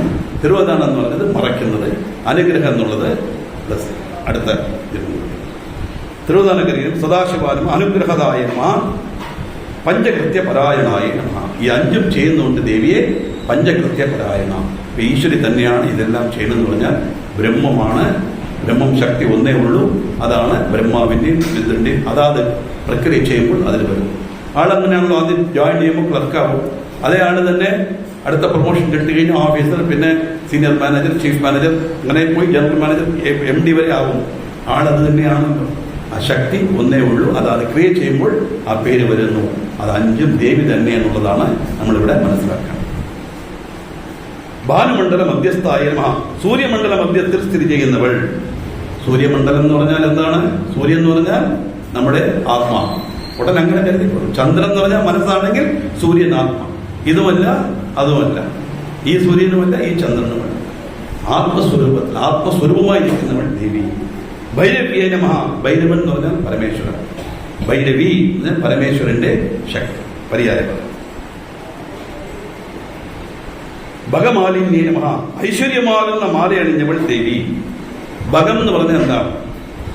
ഐശ്വര്യം, വീര്യം, ശ്രീ, ജ്ഞാനം, വൈരാഗ്യം, യശസ്, ഇവാരും ചേർന്നതാണ് ഭഗം. യാറിന്റെ ഉറവിടമാണ് ഈശ്വരൻ. അതുകൊണ്ടാണ് ഭഗവാൻ, ഭഗവതി എന്ന് പറയാൻ. ഭഗവതി എന്ന് പറഞ്ഞാൽ ഭഗം എന്ന 6 ഗുണങ്ങളും ചേർന്നത് എന്നർത്ഥം. ഭഗവാൻ പറഞ്ഞു, ബ്രഹ്മം പുരുഷ രൂപത്തെ ധരിച്ചാൽ ദേവൻ, സ്ത്രീ രൂപത്തെ ധരിച്ചാൽ ദേവി. നമ്മൾ ബ്രഹ്മത്തെ എങ്ങനെ ആരാധിക്കുന്നു? പുരുഷരൂപമായി ആരാധിച്ചാൽ ദേവൻ, സ്ത്രീരൂപമായി ആരാധിച്ചാൽ ദേവി. ഇത്രയേ ഉള്ളൂ. ഭഗം, ഭഗവതി, ഭഗവാൻ എന്ന് പറയുന്നത് 6 ഗുണങ്ങൾ ചേർന്നതാണ്. ഐശ്വര്യം നമുക്കറിയാം, വീര്യം അതും മനസ്സിലാക്കും. ശ്രീ, ശ്രീ എന്ന് പറഞ്ഞാൽ ഐശ്വര്യം നമുക്ക് അനുഭവിക്കത്തക്ക രീതിയിൽ എല്ലാം ഫേവറായിട്ട് കിട്ടുന്ന ആ ഒരു അവസ്ഥ, സന്തോഷമായ അവസ്ഥ, അതാണ് ശ്രീ. വൈരാഗ്യം, വൈരാഗ്യം മോശമല്ലേ? 16 ദുർഗുണങ്ങളുള്ളത്. ഇവിടെ എന്തിനാ വൈരാഗ്യം? ഈ വൈരാഗ്യത്തിനും ആ വൈരാഗ്യത്തിനും അർത്ഥമുണ്ട്. ഈ വൈരാഗ്യം ജ്ഞാനവൈരാഗ്യം എന്നർത്ഥം. എന്ത് വന്നാലും ഞാൻ മോക്ഷമടഞ്ഞേ തീരൂ, അതാണ് വൈരാഗ്യം അല്ലേ? ആദ്യം ഏകാദശി, എന്ത് വന്നാലും ശരി, എവിടെ എന്ത് കല്യാണത്തിന് പോയാലും ശരി, ഏകാദശിയുടെ അന്ന് ഞാൻ ഉപവാസം. ഇതൊരു വൈരാഗ്യമാണ്, വൈരാഗ്യമാണ്. തിങ്കളാഴ്ച ശിവക്ഷേത്രത്തിൽ പോകും, അതൊരു വൈരാഗ്യമാണ്. അതുപോലെ 9 ദിവസം 5:45 ഇവിടെ വരണം എന്നൊരു വൈരാഗ്യം വന്നാൽ അത് നല്ലത് തന്നെയാണ്. അതുണ്ടെങ്കിലേ നമുക്ക് ചെയ്യാൻ സാധിക്കുള്ളൂ. എന്തൊരു കാര്യം ഒരു തീരുമാനം, കുറച്ച് തീരുമാനം വരണം. അപ്പൊ നല്ല കാര്യത്തിന് വേണ്ടി, സത്കർമ്മത്തിന് വേണ്ടി, പുണ്യകർമ്മത്തിന് വേണ്ടി നമ്മൾ എടുക്കുന്ന ഒരു തീരുമാനം, ആ തീരുമാനമാണ് ഇവിടെ വൈരാഗ്യം. എന്ത് വന്നാലും അതിൽ നിന്നും മാറില്ല, അതാണ് വൈരാഗ്യം. നമുക്ക് വരേണ്ട വൈരാഗ്യം എന്താണ്? ബ്രഹ്മമാണ് സത്യം, ഞാൻ തൊഴുന്ന ദൈവം എന്നെ രക്ഷിക്കും എന്നുള്ള ഉറച്ച വിശ്വാസം മാത്രം മതി, വേറെ ഒന്നും വേണ്ട. ആ വിശ്വാസത്തോടുകൂടി മാത്രം എന്ത് ചെയ്താലും നമുക്കത് ഫേവറായിട്ടേ വരുള്ളൂ, സംശയമേ വേണ്ട. ഈ 6 തികഞ്ഞതാണ് യശസ്, കീർത്തി. ഇത് 6 തികഞ്ഞതാണ് ദേവി. അതുകൊണ്ട് ഈ 6നെയും മാലയായി ധരിച്ചവൾ എന്ന് പറഞ്ഞാൽ 6 ഗുണങ്ങളുടെയും ഉറവിടമായിരിക്കുന്നവൾ ദേവി എന്നർത്ഥം. പത്മാസനായ നമഃ. താമരപ്പൂവിലിരിക്കുന്ന ദേവിക്ക് നമസ്കാരം. താമരപ്പൂവിൽ സരസ്വതിയാണ് ഇരിക്കുന്നത്. സരസ്വതി വരെ, ലക്ഷ്മി വരെ, പാർവതി വരെ ഇല്ല. നേരത്തെ പറഞ്ഞ മാതിരി എങ്ങനെ അനിയത്തി, ചേച്ചി, അമ്മ, അമ്മായി, അമ്മ എല്ലാം ഒരു പെൺകുട്ടി തന്നെയാണോ, ഒരു സ്ത്രീ തന്നെയാണോ, ഒരു ജീവൻ തന്നെയാണോ, അതുപോലെ ഒരു ബ്രഹ്മം തന്നെയാണ് സരസ്വതി. മറ്റേ സൃഷ്ടി ചെയ്യുമ്പോൾ ബ്രഹ്മാവിന്റെ രൂപത്തിൽ ധരിക്കുന്ന ബ്രഹ്മാവിന്റെ ശക്തിയാണ് സരസ്വതി. ഒരു കാര്യം ചെയ്യണമെങ്കിൽ ശക്തി വേണമല്ലോ. അപ്പൊ എനിക്കിത് എടുക്കണമെങ്കിൽ കൈക്ക് ശക്തി ഉണ്ടെങ്കിൽ എടുക്കാൻ പറ്റും. കൈയും വേണം, കൈക്ക് ശക്തിയും വേണം, എങ്കിലും ഇത് എടുക്കാൻ പറ്റും. ആ കൈ എന്ന് പറയുന്നതാണ് ബ്രഹ്മാവ്, ഈ ശക്തിയാണ് സരസ്വതി. അതുപോലെ വിഷ്ണു, ലക്ഷ്മി, ശിവൻ, പാർവതി, ഇതെല്ലാം ഇങ്ങനെയാണ് വരുന്നത്, അല്ലാതെ ഭേദം ഇല്ലാന്ന് താല്പര്യം. അപ്പൊ പത്മത്തിൽ ഇരിക്കുന്നവൾ, താമരയിൽ ഇരിക്കുന്നവൾ. താമര എന്ന് പറഞ്ഞാൽ ഇന്നലെ ഞാൻ പറഞ്ഞു, ഒട്ടലില്ലാതെ ഇരിക്കുന്നതാണ് താമര. എത്ര തന്നെ നല്ല വെള്ളത്തിൽ താമര വളർത്തിയാൽ വളരില്ല, ചെളിയിലേ വളരുകയുള്ളൂ. പൂജയ്ക്കെല്ലാം ഉപയോഗിക്കുകയും ചെയ്യുന്നു, ഐശ്വര്യത്തിന്റെ പ്രതീകമാണെന്ന് പറയുന്നു. പക്ഷേ ഇത് ഞാൻ ഏഷ്യാനെറ്റിൽ ഇങ്ങനെ പറഞ്ഞപ്പോൾ ചോദിച്ചു, സ്വാമി എന്ന് BJPയുടെ ആളാണ്. താമര ഐശ്വര്യത്തിന്റെ പ്രതീകം എന്നുള്ളത് സത്യമാണ്. അത് ഇവരതിനെ പറയുന്നല്ലാതെ ഇവിടുന്ന് വന്നതല്ല, ശാസ്ത്രത്തിൽ നിന്ന് അവരെടുത്തതാണ്. നമ്മൾ അങ്ങനെ കരുതിയാൽ തെറ്റൊന്നുമില്ല. താമര എന്ന് പറഞ്ഞാൽ ഐശ്വര്യത്തിന്റെ പ്രതീകം തന്നെയാണ്, ശാസ്ത്രത്തിലുള്ളതാണ് നമ്മൾ പറയുന്നത്. ഇവിടെ പാർട്ടിയെ ഫേവർ ചെയ്ത് വാക്കല്ല, അൺഫേവർ അല്ല, പറയാം, ഫേവറായിട്ട് പറയുന്നതല്ല, രാഷ്ട്രീയമല്ല. താമര എന്ന് പറഞ്ഞാൽ ഐശ്വര്യത്തിന്റെ പ്രതീകം തന്നെയാണ്. കാരണം എന്താ? എത്ര തന്നെ ചെടിയിൽ വളർന്നാലും ചെടി അതില് വരടയില്ല. താമര തണ്ടിലാട്ട്, താമര പൂവിലാട്ട്. അതുകൊണ്ടാണ് ആലശങ്കർ ഇവിടെ നളിനി ധരകളുടെ ജലമപി തരളം. അല്ലേ? അങ്ങനെ ഇരിക്കണം എന്ന് പറയും. ഒട്ടലില്ലാതെ ഇരുന്നാൽ അതാണ് ഈശ്വര സ്വരൂപം. അതുകൊണ്ടാണ് കർണകമലം, മുഖകമലം, കരകമലം, പാദകമലം എല്ലാം കമലം കമലം കമലം എന്നല്ലേ ഈശ്വരന്റെ അംഗങ്ങളെ പറയുന്നത്. കാരണം ഒട്ടലില്ലാതിരിക്കുന്നു. അങ്ങനെ പത്മാസനത്തിൽ ഇരിക്കുന്നവരെന്ന് പറഞ്ഞു കഴിഞ്ഞാൽ ഒട്ടലില്ലാത്തത്, ഇത് വേണ്ടപ്പെട്ടവൻ, ഇത് വേണ്ടാത്തവൻ. 108 പ്രാവശ്യം ലളിതാസഹസ്രം ജപിച്ചിട്ടുണ്ട്. അതുകൊണ്ട് കൂടുതൽ അനുഗ്രഹം. 108 ജപിച്ചതിന് പുണ്യം അവർക്ക് കിട്ടും.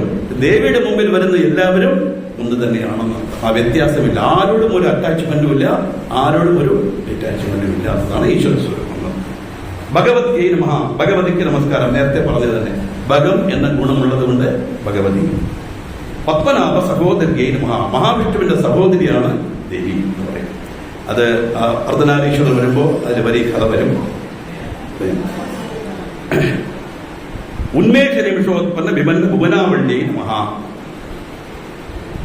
സാധാരണ ദേവന്മാരുടെ കണ്ണുകൾ അടയത്തില്ല. നമുക്കെല്ലാം ഒരു പരിധി വരെ നോക്കിക്കൊണ്ട് കണ്ണടയും, അല്ലേ? നമ്മളുടെ നിമേഷന്മാരാണ്, അവർ അനിമേഷൻ ദേവന്മാർ അടയും.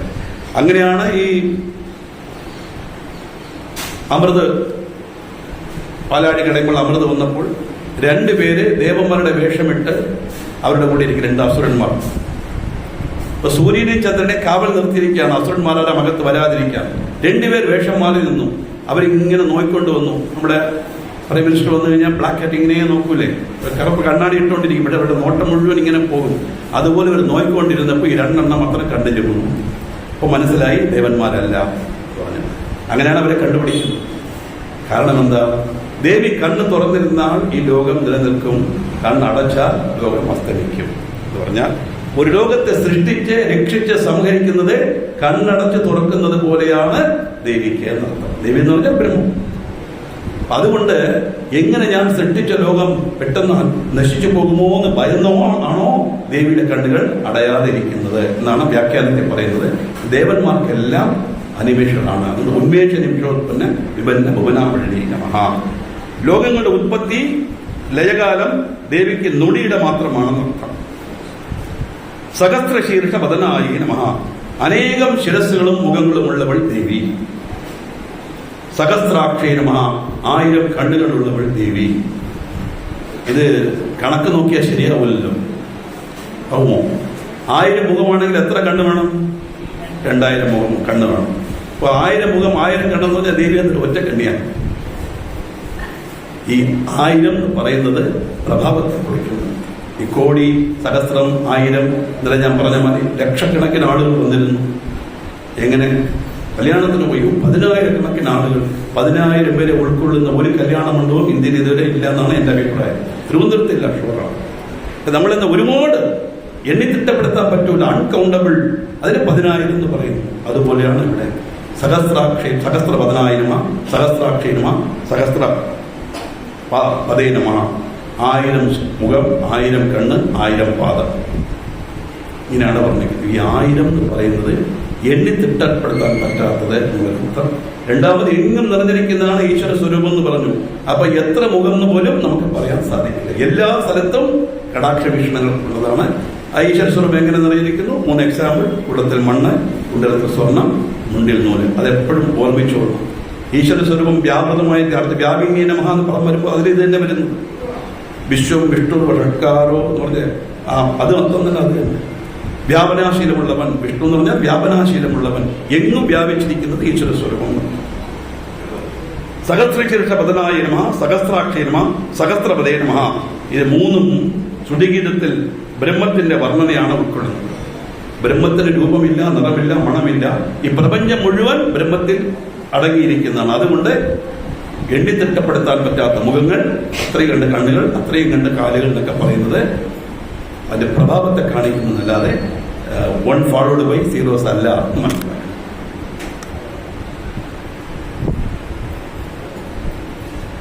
ആ ബ്രഹ്മകീട ജനന്യേ നമഃ. ബ്രഹ്മാവ് തുടങ്ങി ഒരു കീടം വരെ, കണ്ണിൽ കാണാത്ത ആറ്റം വരെ ഇതിനെല്ലാം ജനിപ്പിക്കുന്നത് ഈശ്വരൻ തന്നെയാണ്. അതുകൊണ്ടാണ് ആദ്യം സൃഷ്ടികർത്തേ ബ്രഹ്മരൂപ എന്ന് പറഞ്ഞ് ബ്രഹ്മാവിനെ സൃഷ്ടിക്കുക, ബ്രഹ്മാവിന്റെ രൂപം ധരിക്കുന്നു, ബ്രഹ്മാവിനെ സൃഷ്ടിക്കുന്നു. ബ്രഹ്മ തുടങ്ങി കീടം വരെ എല്ലാത്തിനും ജനിപ്പിക്കുന്നവൻ ദേവി എന്ന് പറഞ്ഞാൽ അതാണ് ലോകമാതാ, മാതാജ പാർവതി ദേവി എന്ന് പറയുന്നില്ലേ. എല്ലാത്തിനും അമ്മയായിരിക്കുന്നവൾ ദേവി നൃത്തം. ആ ബ്രഹ്മക്കിട ജനന്യേ നമഃ. വർണ്ണാശ്രമ വിധായിന്യേ നമഃ. വർണ്ണങ്ങളെയും ആശ്രമങ്ങളെയും വ്യവസ്ഥപ്പെടുത്തിയ ദേവിക്ക് നമസ്കാരം. വർണ്ണം എന്ന് പറഞ്ഞാൽ 4 വർണ്ണം: ബ്രാഹ്മണൻ, ക്ഷത്രിയൻ, വൈശ്യൻ, ശൂദ്രൻ. 4 വർണ്ണം പറയുന്നു. ബ്രാഹ്മണോസ്യ മുഖമാസി ബാഹു രാജന്യകൃത പൂർവതരസ്യ ദ്വൈഷ തദ്വ്യാകം ശൂദ്രോ അജായതാന്ന് വേദം. അപ്പൊ അതിന് വ്യാഖ്യാനം വിടുമ്പോൾ ജനറലായിട്ട് ആളുകൾ പറയുന്നത് മുഖത്തിൽ നിന്നും വന്നവൻ ബ്രാഹ്മണൻ, തോളിൽ നിന്നും വന്നവൻ ക്ഷത്രിയൻ, തുടയിൽ നിന്നും വന്നവൻ വൈശ്യൻ, പാദത്തിൽ നിന്നും വന്നവൻ ശൂദ്രൻ. അതല്ല അതിന്റെ അർത്ഥം. ജന്മനാ ജായതേ ശൂദ്രഃ കർമ്മണ ജായതേ ദ്വിജഃ എന്നാണ് പറയുന്നത്. ദ്വിജൻ ബ്രാഹ്മണൻ എന്ന് പറഞ്ഞാൽ അതും ജാതി ഉദ്ദേശിക്കുന്നതല്ല. ശൂദ്രൻ എന്ന് പറഞ്ഞാൽ ജാതി ഉദ്ദേശിക്കുന്നതല്ല. ബ്രഹ്മത്തെ ഒരു രൂപമായി സങ്കല്പിച്ചാൽ പാദം വരെ മനസ്സിലാക്കാനുള്ള യോഗ്യത ആർക്ക് കിട്ടുന്നുവോ അവൻ ശൂദ്രൻ. അതാണ് ഫസ്റ്റ് LKG എന്ന് വെച്ചോളൂ. തുടവരെ മനസ്സിലാക്കാൻ കഴിവുള്ളവൻ വൈശ്യൻ. അടുത്ത സ്റ്റാൻഡേർഡ്. ഷോൾഡർ വരെ, തോൾ വരെ മനസ്സിലാക്കാൻ കഴിയുന്നവൻ ക്ഷത്രിയൻ. മുഴുവനായി ബ്രഹ്മത്തെ മനസ്സിലാക്കാൻ കഴിയുന്നവൻ ബ്രാഹ്മണൻ എന്നാണ് അർത്ഥം. എന്നല്ലാതെ ഇത് ജാതിയെ കുറിക്കുന്നതല്ല. കാരണം ദ്വിജവൃന്ദ നിഷേവിതായ നമഃ എന്നൊരു പദം വരുന്നു. ഞാൻ പദം പറഞ്ഞപ്പോൾ എന്നോട് ചോദിച്ചു, സ്വാമി ഇതിനെങ്ങനെ അർത്ഥം പറയും? നാട്ടുകാർ തൂക്കിയിട്ട് അടിക്കുമല്ലോ നിങ്ങളെ, ബ്രാഹ്മണ സമൂഹത്താൽ ആരാധിക്കപ്പെട്ടവൻ. അവിടെ പറയാം, അപ്പൊ നോക്കാം. എനിക്കറിയാം ബ്രാഹ്മണൻ എന്ന് പറഞ്ഞ ജാതിയല്ല ഉദ്ദേശിക്കുന്നത്. ഇപ്പോ ഈ 4 ആശ്രമങ്ങളും നമുക്ക് തന്നിട്ടുള്ളത് ദേവി തന്നെയാണെന്ന് പറഞ്ഞു കഴിഞ്ഞാൽ ഓരോ സ്റ്റേജായിട്ട് ഈശ്വരത്തെ മനസ്സിലാക്കാനുള്ള അനുഗ്രഹം തരുന്നവൾ ദേവി എന്നർത്ഥം. ആശ്രമം അതുപോലെ തന്നെ ബ്രഹ്മചര്യം, ഗൃഹസ്ഥാശ്രമം, വാനപ്രസ്ഥം, സന്യാസം, ഇതെല്ലാവർക്കും ഉണ്ടത്. സാധാരണ ഈ ഉപനയനം നടത്തുന്ന സമുദായത്തിലാണെങ്കിൽ ഉപനയനം നടന്ന് വിവാഹം വരെ ബ്രഹ്മചര്യം. വയസ്സ് വെച്ച് പറയാൻ പറ്റില്ല. അപ്പോൾ കാരണം എത്ര വയസ്സിൽ കല്യാണം? പണ്ടൊക്കെയാണ് 16, 60 എന്നങ്ങനെ പറയാം. അപ്പം അതൊന്നും പറ്റില്ല. അതുകൊണ്ട് 58 വയസ്സിലാണ് കല്യാണമെങ്കിൽ 2 വർഷമേ അവന് ഗൃഹസ്ഥാശ്രമമുള്ളൂ. അതിനുള്ളിൽ അവൻ എല്ലാം തീർത്തോളണം. വേറൊന്നും ചെയ്യാൻ നിവൃത്തിയില്ല.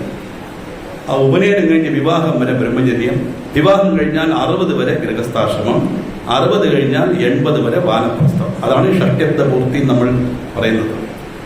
അതോടുകൂടി ഷഷ്ടി സംവത്സര ദേവതയാണ് ഈ 60 വർഷം നമ്മളെ രക്ഷിക്കുന്നത്. ആ ദേവതയെ ആവാഹിച്ച് അതിന് പൂജിക്കുന്നതാണ് ഷഷ്ട്യബ്ദ പൂർത്തി. അത് 60ാമത്തെ പിറന്നാൾ തന്നെ നടത്തണം. 61, 62 പറയുന്നതിന്റെ അബദ്ധമാണ്. 60. അതുകൊണ്ടല്ലേ ബ്രിട്ടീഷുകാർ 60 വയസ്സാകുമ്പോൾ വെളിയിൽ തള്ളുന്നത്. ഗൃഹസ്ഥാശ്രമം കഴിഞ്ഞ് ഇനി സന്യാസം ചെയ്യും പൊക്കോട, ഇനി വേണ്ട എന്ന് പറഞ്ഞായിരുന്നു. അത് അവർക്കറിയാം. 60 മുതൽ 80 വരെ. എന്തിനാണ് ഈ വാനപ്രസ്ഥം? വാനപ്രസ്ഥം എന്ന് പറഞ്ഞാൽ വനം ഭജനീയം.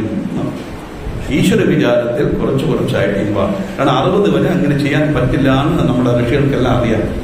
സാധിക്കുമോ? എപ്പോൾ നോക്കിയാലും ജോലി, അത് എന്തെങ്കിലും കുടുംബകാര്യങ്ങൾ ഇങ്ങനെ ഇരിക്കുന്നല്ലാതെ അതിലും അതിജീവിച്ച് ജോലി നമ്മൾ ചെയ്യുന്നുണ്ട്. എന്നാലും മുഴുക്ക നമുക്ക് ഇതിനകത്ത് വരാൻ ഇൻവോൾവ് ചെയ്യാൻ സാധിക്കില്ല. 60 കഴിഞ്ഞാൽ കുറച്ചായിട്ട് നമുക്ക് ആളെ ഫെസിലിറ്റീസ് പറ്റില്ല എന്ന് അവർക്കറിയാം. കാരണം അപ്പോഴാണ് നല്ല റിട്ടയർമെന്റ് ബെനിഫിറ്റ് ഒക്കെ കിട്ടുമ്പോൾ എല്ലാം കളഞ്ഞിട്ട് വീട്ടിൽ കൊടുത്തിട്ട് പോകാൻ ആർക്ക് മനസ്സ് വരും? അതുകൊണ്ട് 20 വർഷം നമുക്ക് സമയം തന്നിട്ടുണ്ട്. കുറച്ചായിട്ട് വാ. 20 years. 60 വയസ്സ് വരെയുള്ള സ്വഭാവത്തെ ഉടനെ മാറ്റാൻ പറ്റില്ലാതെ 20 വർഷം. അതാണ് വാനപ്രസ്ഥം. 80 കഴിഞ്ഞാൽ പിന്നെ അവിടെ ഒരു എക്സംഷനും ഇല്ല. സന്യാസം എന്ന് പറഞ്ഞാൽ നമ്മുടെ കാഷായ വസ്ത്രം ധരിച്ച് എവിടെയും പോകണം, ഭാര്യ ഉപേക്ഷിക്കണം, മക്കളെ ഉപേക്ഷിക്കണം എന്നല്ല ഉദ്ദേശിക്കുന്നത്. അത് വേറെ സന്യാസം. നമ്മുടെ സന്യാസം എന്നാണ് ആശ്രമം എന്ന് പറഞ്ഞാൽ സദാ ന്യാസയേ ഇത് സന്യാസ. വളരെ സിമ്പിളാണ്. എപ്പോൾ നോക്കിയാലും ഈശ്വര വിചാരത്തോടെ എല്ലാവരും പേരക്കുട്ടികളെ കുഞ്ഞുങ്ങളെ സ്കൂളിൽ കൊണ്ടുവിടണം, വിളിച്ചുകൊണ്ടുവരണം, ഒക്കെ ചെയ്യണം. ഇതെല്ലാം ചെയ്താലും ഈശ്വര വിചാരം നമുക്ക് ഒന്നുകൊണ്ടേയിരിക്കണം. കാരണം ഇനിയുള്ള 80 കഴിഞ്ഞാലുള്ളത് നമുക്ക് വേണ്ടിയുള്ള പൂർണ്ണമായ ജീവിതം. 60 വരെ മറ്റുള്ളവർക്കും കുടുംബത്തിനും, 60 80 വരെ കുറച്ചായിട്ട് നമുക്കും കൂടി ചേർത്ത് 80 കഴിഞ്ഞാൽ പൂർണ്ണമായിട്ടും നമുക്ക് വേണ്ടി മാത്രം ജീവിക്കണം. ഈ 4 ആശ്രമങ്ങൾ നമുക്ക് വിധിച്ചു കൊടുത്തതും ദേവി തന്നെയാണ്. അതാണ് വർണ്ണാശ്രമ വിധായിന്യേ നമഃ. ദേവിക്ക് ഈ ആശ്രമങ്ങളൊന്നുമില്ല. ബാല്യം, കൗമാര, യൗവനം ഒന്നുമില്ല. എന്നും ഒരേപോലെ തന്നെ. നിജാജ്ഞാരൂപ നിഗമായ നമഃ. ആരുടെ ആജ്ഞയെ ലംഘിക്കാൻ സാധിക്കില്ലയോ ആ ആജ്ഞ കൊടുക്കാൻ കഴിവുള്ളവൾ ദേവി. ഈശ്വരൻ്റെ ആജ്ഞ ലംഘിക്കാൻ ആർക്ക് കഴിയും? അല്ലേ? മാൻ പ്രപ്പോസസ് ഗാഡ് ഡിസ്പോസസ് എന്ന് പറയുന്നില്ലേ? എല്ലാവർക്കും ശരിയല്ല. എത്ര വലിയവരായാലും ഈശ്വരൻ്റെ ആജ്ഞയെ മറികടന്ന് ഒന്നും ചെയ്യാൻ നമുക്ക് സാധിക്കില്ല. അങ്ങനെ എല്ലാത്തിനെയും ആജ്ഞ കൊടുക്കാൻ കഴിവുള്ളത് ബ്രഹ്മം. അത് ലളിതാ സഹസ്രനാമമായതുകൊണ്ട് ദേവി എന്ന് പറയുന്നു. നിജാജ്ഞാപനികമായ നമഃ, പുണ്യാപുണ്യ ഫലപ്രദായ നമഃ. വളരെ എല്ലാ പദവും നല്ലത് തന്നെ, പക്ഷേ ഇത് വളരെ വളരെ ഡീപ്പായിട്ടുള്ളൊരു പദമാണ്. പുണ്യം അപുണ്യം. പുണ്യം എന്ന് പറഞ്ഞാൽ എന്താ? സത്കർമ്മങ്ങളെല്ലാം പുണ്യം. നമുക്ക് കിട്ടുന്ന ഫേവറായിട്ടുള്ള എല്ലാ കാര്യങ്ങളും പുണ്യത്തിന്റെ ഫലം. അപുണ്യം എന്ന് പറഞ്ഞാൽ ചെയ്യാൻ പാടില്ലാത്തതെല്ലാം അപുണ്യം. അതിന്റെ ഫലം ദുഃഖം, അസുഖം, നഷ്ടം, കഷ്ടം, എന്തെല്ലാം അൺഫേവറായിട്ട് വരുന്നു അതെല്ലാം. ഇത് രണ്ടും മിശ്രിതമായിട്ട് വരികയുള്ളൂ. അതുകൊണ്ടാണ് സാധാരണ ആളുകൾ സംശയം വരാം. ധാരാളം ഭാഗവത സപ്താഹം എവിടെ നടന്നാലും പോകും, ഭാഗവതം വായിക്കും, എല്ലാം ചെയ്യും, സദാ സർവനാഴി ഈശ്വരൻ തന്നെ മൊഴിയിരിക്കും. പക്ഷെ അവരുടെ ജീവിതം നോക്കിയാൽ മലയാളത്തിൽ കോഞ്ഞാട്ട ഒരുപാട് പ്രയാസങ്ങളും ദുഃഖങ്ങളും കഷ്ടങ്ങളും കാണും. അവർക്ക് തന്നെ അസുഖങ്ങൾ അത്രയും വരും. അപ്പൊ ഇത്രയും പുണ്യകർമ്മം ചെയ്യുമ്പോൾ ഇവർക്ക് എന്തിനായി അസുഖങ്ങളും ഈ ദുഃഖങ്ങളും കഷ്ടങ്ങളും വരുന്നത്? ഞാൻ പുണ്യത്തിന്റെയും പാപത്തിന്റെയും ഫലം നമ്മൾ അനുഭവിക്കണ്ടേ? പാപത്തിന്റെ ഫലം എന്ന് പറഞ്ഞാൽ കടം മേടിച്ച മാതിരി. എത്രത്തോളം കഷ്ടങ്ങൾ വരുന്നു അത്രത്തോളം പാപം തീർന്നു എന്നർത്ഥം. ഇൻസ്റ്റാൾമെന്റ് അടയ്ക്കുന്ന പോലെ, ബാങ്കിൽ EMI അടയ്ക്കുന്ന ഇതേപോലെയാണ് അർത്ഥം. പുണ്യകർമ്മം ധാരാളം ചെയ്യുമ്പോൾ എന്തുകൊണ്ട് കഷ്ടങ്ങൾ കൂടുതൽ വരുന്നു എന്ന് പറഞ്ഞാൽ ഈ പുണ്യകർമ്മത്തിന്റെ ഫലം അനുഭവിക്കാൻ അവൻ പ്രാപ്തനായി വരികയാണ്. പക്ഷെ ആ സമയത്ത് അവൻ കുറുകെ വന്ന് നിൽക്കും. അപ്പൊ അവനെ തട്ടി മാറ്റിയാലേ നമുക്ക് പുണ്യത്തിന്റെ ഫലം അനുഭവിക്കാൻ സാധിക്കും. അല്ലേ? ഇതെല്ലാം കഴിഞ്ഞ് പച്ചക്കറി വാങ്ങിക്കൊണ്ട് പോകുന്നു, നല്ല കപ്പപ്പഴം സുഖമായിട്ട് നന്ന കളറിലിരിക്കുന്നു. അവൻ എത്രത്തോളം മുകളിൽ കയറ്റി വെട്ടമോ അത്രത്തോളം വെട്ടിത്തരും. കാരണം എങ്കിലേ അവന് വെയിറ്റ് കിട്ടത്തുള്ളൂ. അതെല്ലാം പൈസ കൊടുത്ത് വാങ്ങുന്നു. അതത്ര അങ്ങനെ തിന്നാൻ പറ്റുമോ? അല്ലേ? തൊലികളെയും അതിന്റെ കാമ്പുകളെയും എല്ലാം കളയും. വെണ്ടയ്ക്ക വാങ്ങിയാൽ തലയും വെട്ടും, വാലും വെട്ടും, നടുവുള്ള ഭാഗം മാത്രം എടുക്കും. ഒരു എന്തും ആഹാര സാധനമായാലും ശരി, നമുക്ക് ആവശ്യമുള്ളത് മാത്രം എടുത്ത് ബാക്കിയുള്ളത് കളയും. എങ്കിലേ അത് ഉപയോഗിക്കാൻ പറ്റുള്ളൂ. ഈ ബാക്കിയുള്ളത് കളയുന്നതാണ് പാപം. അല്ലേ? എങ്കിലേ ആഹാരം നമുക്ക് ഉപയോഗിക്കാൻ പറ്റുള്ളൂ. പഴം വാഴപ്പെടുന്ന മുഴുവൻ പൈസ കൊടുത്ത് വാങ്ങിച്ചല്ലേ, തൊലിക്ക് പൈസ കൊടുത്തിട്ടില്ലേ? അങ്ങനെ ആന കഴിക്കും, നമുക്ക് പറ്റില്ല. അതുകൊണ്ട് ചിലരെന്ന് പറഞ്ഞാൽ ഇടിഞ്ഞെടുക്കുക, അവൻ സമ്മതിക്കില്ല. ഇടിഞ്ഞെടുത്ത് അവന് നഷ്ടമാണ്. ആ കളമുണ്ടന്റെ സൈഡിൽ കൂടെ എത്രത്തോളം അകത്ത് കയറ്റി വെട്ടമോ എത്ര വെട്ടിയാലും അവൻ അത്രയും പൈസ കിട്ടുകയുള്ളൂ. പക്ഷെ നമ്മൾ ഉപയോഗിക്കുന്നത് അതിന്റെ ഫ്ലഷി പാർട്ട് മാത്രമേ നമ്മൾ എടുക്കൂ. പുണ്യത്തിന്റെ ഫലം മാത്രം നമുക്ക് അനുഭവിക്കാൻ പ്രാപ്തനാവണമെങ്കിൽ പാപത്തിന്റെ ഫലം കുറുകെ വരും. അതില്ലാതായാലേ പറ്റുള്ളൂ. എന്തിനാണത് പറഞ്ഞു എന്ന് പറഞ്ഞാൽ ഈശ്വര വിചാരത്തോടെ നമ്മളെല്ലാം ചെയ്യുമ്പോൾ പിന്നെ കഷ്ടം വരുമ്പോൾ ദൈവത്തിന് കണ്ണില്ല. സഹസ്രാക്ഷീനമോ സഹസ്രപതേനമോ 1000 കണ്ണെന്നാണ് പറയുന്നത്, 1-2 ദേവിക്ക് കണ്ണുകൊണ്ട്, കാതുകൊണ്ട്, മൂക്കുകൊണ്ട് എല്ലാം.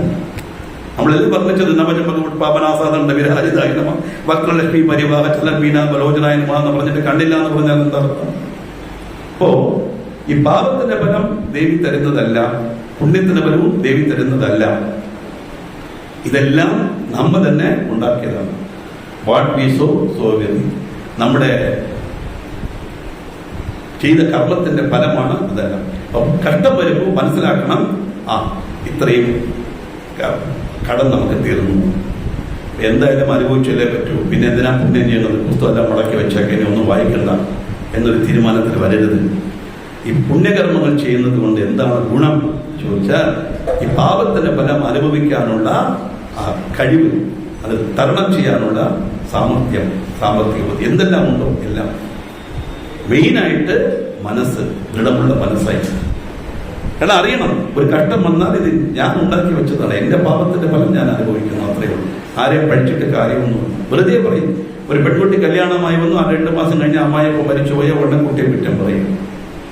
ഇതെങ്ങനെയാണ് എപ്പോഴും മറ്റുള്ളവർ, ഞാൻ ഇന്നലെ പറഞ്ഞ മാതിരി അല്ലേ, വെളിയിലിറങ്ങുമ്പോൾ കഥകൾ കൊണ്ട് തലയിടിച്ചിട്ട് എന്ത് പറയും? കഥക് മുട്ടിയെന്നല്ലേ പറയുള്ളൂ അല്ലെ? തലയിടിച്ചു എന്ന് ആരെങ്കിലും പറയൂ? അങ്ങനെ ആരെങ്കിലും ഉണ്ടെങ്കിൽ ഞാൻ അവരെ തൊഴാം, ഈശ്വര തുല്യമായിട്ട് സങ്കല്പിക്കാം. എല്ലാവരും പറയും കുപ്പിച്ചെല്ലു കൊണ്ടു, മുള്ളു കുത്തി, മുള്ളു കുത്തിയില്ല, മുള്ളിനെ ഞാൻ ചവിട്ടി. അതാണ് ശരി അല്ലെ?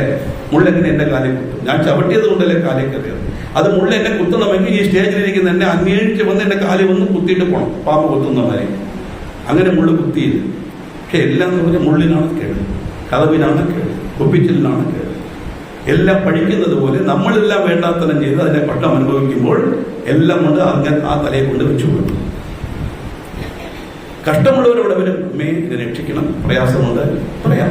കാരണം കുട്ടികൾക്ക് എന്ത് ബുദ്ധിമുട്ടുണ്ടെങ്കിലും ഇന്നലെ പറഞ്ഞ മനുഷ്യ മാത്രമേ അമ്മയെ വിളിച്ച കരയുള്ളൂ. പോകുന്നത് തെറ്റില്ല. ഇവിടെ ദേവിയാണ് ഇതെല്ലാം തരുന്നതെന്ന് വിചാരിക്കുന്ന താല്പര്യം. ഈ പാപത്തിന്റെ ഫലം തീർന്നാലേ പുണ്യത്തിന്റെ ഫലം അനുഭവിക്കാൻ സാധിക്കുകയുള്ളൂ എന്ന വസ്തുത ഉള്ളത് കൊണ്ട് എത്രത്തോളം പുണ്യകർമ്മങ്ങൾ ചെയ്യുന്നോ അത്രത്തോളം കഷ്ടങ്ങൾ വന്നുകൊണ്ടേയിരിക്കും. ആ കഷ്ടത്തിന് അതിജീവിക്കാനുള്ള ശക്തിയും അവർക്ക് കിട്ടും. അതാണ് കാര്യം. ഇത് രണ്ടും നമ്മ വരുന്നത് നമ്മുടെ കർമ്മഫലം കൊണ്ട് തന്നെയാണ്. പുണ്യാപുണ്യ ഫലപ്രദായ നമഃ. ശ്രുതി സീമന്ത സുന്ദൂരി കൃതപാദാബ്ജ ധൂളികായ നമഃ. യാതൊരു ദേവിയുടെ കാൽത്താരയിലെ പൊടി വേദങ്ങളാകുന്ന ദേവതമാർ ശിരസിൽ കൊണ്ടു നടക്കുന്നുവോ ആ ദേവി ഞാൻ സ്മരിക്കുന്നു. സ്തോത്രം പറഞ്ഞാൽ ദേവിയുടെ പാദങ്ങളെ ശിരോഭൂഷണമായാണ് വേദങ്ങളെല്ലാം കൊണ്ടാടുന്ന താല്പര്യം. വേദസ്വരൂപമാണ് ബ്രഹ്മം. വേദം എന്ന് പറഞ്ഞാൽ എന്താണ്? സത്യമായ വസ്തു എന്തെന്ന് പറയുന്നത് വേദം. അതാണ് ശ്രുതി. ശ്രുതിയിൽ പറഞ്ഞിട്ടുള്ളത് നമുക്ക് പ്രാക്ടിക്കലായിട്ട് എങ്ങനെ ചെയ്യണമെന്ന് പറഞ്ഞു തരുന്നത് സ്മൃതി. ശ്രുതി സ്മൃതി ഈ രണ്ട് വസ്തുക്കളെയും ഒരു കഥാരൂപമായി വർണ്ണിക്കുന്നത് പുരാണം. അതാണ് ശ്രുതി സ്മൃതി പുരാണം. സകലാഗമ സന്തോക ശുദ്ധിമങ്കുട മൗക്തികായേ നമഃ. എല്ലാ ശാസ്ത്രങ്ങളും ചേർത്തുണ്ടാക്കിയ ചിപ്പിയിൽ തന്റെ നാസാഭരണമായ മുത്ത് നിക്ഷേപിച്ചിരിക്കുന്ന ദേവിക്ക് നമസ്കാരം. പറഞ്ഞാൽ എല്ലാ ശാസ്ത്ര സംരംഭങ്ങൾക്കും ഉറവിടമായിരിക്കുന്നത് ഈശ്വര സ്വരൂപം. ഇതെല്ലാം ഈശ്വര സ്വരൂപത്തെ ആരാധിക്കാനായിട്ടാണ് ഈ ശാസ്ത്രങ്ങളും കാര്യങ്ങളും എല്ലാം പറഞ്ഞു തരുന്നത്. കാരണം ഈ രീതിയിൽ ആരാധിച്ചാൽ മാത്രമേ അതിന്റെ പൂർണ്ണ ഫലത്തെ നമുക്ക് അനുഭവിക്കാൻ സാധിക്കുകയുള്ളൂ എന്നർത്ഥം. പുരുഷാർത്ഥപ്രദായ നമഃ. പുരുഷാർത്ഥങ്ങൾ നൽകുന്നവൾ ദേവി. പുരുഷാർത്ഥം ധർമ്മം, അർത്ഥം, കാമം, മോക്ഷം. ധർമ്മം ഡൂവൺസ് ഡ്യൂട്ടി, അവനവന്റെ ഡ്യൂട്ടി. അർത്ഥം അതിന്റെ ഫലം. കാമം ആഗ്രഹം. ഇത് മൂന്നും കഴിഞ്ഞാലേ മോക്ഷം, മോഹക്ഷയം, മോക്ഷം. ഇത് നാലുമാണ് പുരുഷാർത്ഥം. ഇതിന് നൽകുന്നവൾ ദേവി എന്നർത്ഥം. പൂർണ്ണായി പൂർണ്ണമായവൾ ദേവി. കാരണം എന്താ? അപൂർണത എന്നുള്ളത് ഇല്ല, സത്യമാണ്. സത്യം എപ്പോഴും പൂർണ്ണമായിരിക്കും. അല്ല പൂർണ്ണമിതം പൂർണ്ണമിതം പൂർണ്ണ പൂർണ്ണമുദച്യതേ പൂർണ്ണസ്യ പൂർണ്ണമാദായ പൂർണ്ണമേവ അവശിഷ്യതേ. ഓം ശാന്തി ശാന്തി ശാന്തി. ഇത് അർത്ഥം നോക്കൂ. പൂർണ്ണം, അതിൽ നിന്ന് കുറച്ചെടുത്തു, അതും പൂർണ്ണം. മിച്ചമിരിക്കുന്നതും പൂർണ്ണം. അതെങ്ങനെ? പൂർണ്ണമിതം പൂർണ്ണമിതം പൂർണ്ണം എടുക്കുന്നതും അവശിഷ്യതേ അതും പൂർണ്ണസ്യ പൂർണ്ണമാദായ. പൂർണ്ണത്തിൽ നിന്ന് പൂർണ്ണത്തെ എടുത്തു. ആ നേരത്തെ ഇരുന്നത് പൂർണ്ണം, എന്റെ കയ്യിലുള്ളത് പൂർണ്ണം, മിച്ചം ആ പാത്രത്തിൽ ഇരിക്കുന്നത് പൂർണ്ണം എന്ന് പറഞ്ഞാൽ ബ്രഹ്മം പൂർണ്ണം തന്നെയാണ്. അതിൽ നിന്ന് പ്രത്യേകമായിട്ട് എടുത്ത് മാറ്റാൻ സാധിക്കില്ല എന്നർത്ഥം. അതാണ് മന്ത്രത്തിന്റെ അർത്ഥം. അത് ശാന്തി. ശാന്തി 3 പ്രാവശ്യം ശാന്തി മന്ത്രം എന്തിനു പറയുന്നു? ആ താപത്രയാഗ്രഹ സമാകളാകുന്ന ചന്ദ്രിക എന്നുള്ള ശ്ലോകത്തിൽ കാണാം. എന്നാലും സന്ദർഭം വന്നതുകൊണ്ട് പറയാം. 3 വിധമായ ദുഃഖങ്ങളുണ്ട്. ആധ്യാത്മികം, ആദിഭൗതികം, ആദിദൈവികം. 3ൽ നിന്നുമുള്ള ശാന്തി. അപ്പൊ മന്ത്രം ചൊല്ലുമ്പോൾ ഓം ശാന്തി ശാന്തി ശാന്തി ശാന്തമായിട്ട് പറയും. ഓം ശാന്തി ശാന്തി ശാന്തി എന്ന് പറയും. ഡിഷിൻ എന്ന് പറഞ്ഞാൽ ഇവിടെ ഫൈറ്റിന്റെ ഒരു ധ്വനം. ഇതാണ് മന്ത്രോച്ചാരണത്തിന്റെ ഫലം കിട്ടാത്ത കാരണം. അതാണ് ഞാൻ ക്രിട്ടിസൈസ് ചെയ്യുന്നതല്ല, അങ്ങനെ പറഞ്ഞു കാണിച്ചതേ ഉള്ളൂ. കാരണം ഓം ശാന്തി ശാന്തി എന്തിനത്? മന്ത്രമേ ശാന്തി മന്ത്രം. അതിന് ശാന്തമായിട്ട് പറഞ്ഞൂടെ? ഓം ശാന്തി ശാന്തി ശാന്തി. എന്താണ് ഈശ? ശാന്തി ശാന്തി ശാന്തി. ആ 2 വിസർഗം കഴിഞ്ഞ് അടുത്ത ശാ വരുമ്പോൾ ഈശ വരും. അതുകൊണ്ടാണ് ഓം ശാന്തി ഓം ശാന്തി ഇരിക്കണ്ട. ഓം ശാന്തി ശാന്തി ശാന്തി. 3 വിധമായ ഭാഗത്ത് നമുക്ക് ശാന്തി കിട്ടണമെന്നുണ്ട്. അതുകൊണ്ട് പൂർണ്ണമായി മഹാ ഭോഗിന്യേ നമഃ. സുഖം അനുഭവിക്കുന്ന ദേവിക്ക് നമസ്കാരം. സുഖം എന്ന് പറഞ്ഞാൽ നമുക്ക് എല്ലാ സന്തോഷത്തെയും കൊടുക്കുന്നതും തപ്പ. ദേവിക്ക് സുഖം അസുഖം എന്നൊന്നും ഇല്ല, എല്ലാം നമുക്ക് തന്നെയാണ്. എന്തെല്ലാം ദേവിക്ക് ഇല്ലെന്ന് പറയുന്നു അതൊന്നും നമുക്ക് പാടില്ല. എന്തെല്ലാം ദേവിയിൽ ഉണ്ടെന്ന് പറയുന്നു അതെല്ലാം നമുക്ക് ഉണ്ടാവണം. ഇതാണ് താല്പര്യം. ഭുവനേശ്വരിയെ നമഃ. ഭുവനം എന്ന് പറഞ്ഞാൽ ലോകം. ലോകത്തിന് ഈശ്വരിയായിരിക്കുന്നവൾ ദേവി ഭുവനേശ്വരി. 14 ലോകങ്ങൾ ചേർന്നതാണ് ഭൂലോകം, ഭൂർലോകം, സുവർലോകം, മഹർലോകം, ജനോലോകം, തപോലോകം, സത്യലോകം, ഊർധ്വലോകങ്ങൾ, അതല, വിതല, സുതല, മഹാതല, രസാതല, തലാതല, പാതാളം, 7 അധോലോകങ്ങൾ. ഇത് കഥയായിട്ട് പറഞ്ഞിട്ടുണ്ടെങ്കിലും ആത്മീകമായ ആ അടിപ്പടയിൽ എങ്ങനെയെന്ന് വെച്ച് കഴിഞ്ഞാൽ നമ്മൾ ഇരിക്കുന്ന ആ ആത്മീക അനുസന്ധാന കർമ്മങ്ങൾ ചെയ്യുന്ന സ്ഥലമാണ് ഭൂമി. ഇതിൽ നിന്നും ഉയരാനുള്ള രീതിയിൽ നമ്മൾ ചെയ്താൽ ഭൂലോകം, ഭൂർലോകം, സുവർലോകം എന്ന് പറഞ്ഞ് ഒന്നും പോവാം. അധപതനമാണെങ്കിൽ അതല്ല, വിതല, സുതല, തലപാതാളം താഴോട്ട് പോകുന്നുണ്ട്. അതാണ് ലോകം. അല്ലാതെ അങ്ങനെ ഒരു ലോകമുണ്ട് എന്നുള്ളതല്ല, കഥയായിട്ട് പറഞ്ഞു തരുന്നു, നമ്മൾ വിശ്വസിക്കുന്നു. തത്വപരമായ അർത്ഥമെടുത്താൽ ഇതാണ് കാര്യം. അതാണ് ഈ 14 ലോകം എന്ന് പറയാൻ കാര്യം. ഈ 14 ലോകത്തിനും ഈശ്വരിയായിരിക്കുന്നവൾ ദേവി ഭുവനേശ്വരി അംബികായേ നമഃ. അമ്മ എക്സ്പ്ലെയിൻ ചെയ്യേണ്ട ആവശ്യമില്ല, ശ്രീമാത എന്ന പദത്തിൽ കണ്ടു. എത്ര വലിയ റിലേഷൻ ആളുകൾക്കുണ്ടെങ്കിലും അമ്മയുമായിട്ടുള്ള റിലേഷൻ പ്രത്യേകത തന്നെയാണ്. അതൊന്നും നമ്മൾ പറയുന്നത് negotiability, not mere transferability, something more than. എന്താണ് ഈ മോർ ദാൻ എന്ന് പറഞ്ഞാൽ ഇതുവരെ അത് കാര്യം പറഞ്ഞിട്ട്. അതേപോലെ അമ്മ എന്ന് പറഞ്ഞാൽ അത് പ്രത്യേകത തന്നെയാണ്. അതിന് പകരം ഒന്നും പറയാൻ സാധിക്കില്ല. നമുക്കെല്ലാം അമ്മയായിരിക്കുന്നത് ഈശ്വരിയാണ്. അതുകൊണ്ട് അംബികായിരുന്ന അനാദിനിതനായിരുന്ന ആദ്യന്തരൂപിണിയാണ് ദേവി. കാരണം എന്താ? എന്ന് ജനിച്ചു, എന്ന് ഇരിക്കും. ജനനമുണ്ടെങ്കിൽ മരണമുണ്ട്. ജനനവും മരണവും ഇല്ലാത്തതാണ് ഈശ്വര സ്വരൂപം.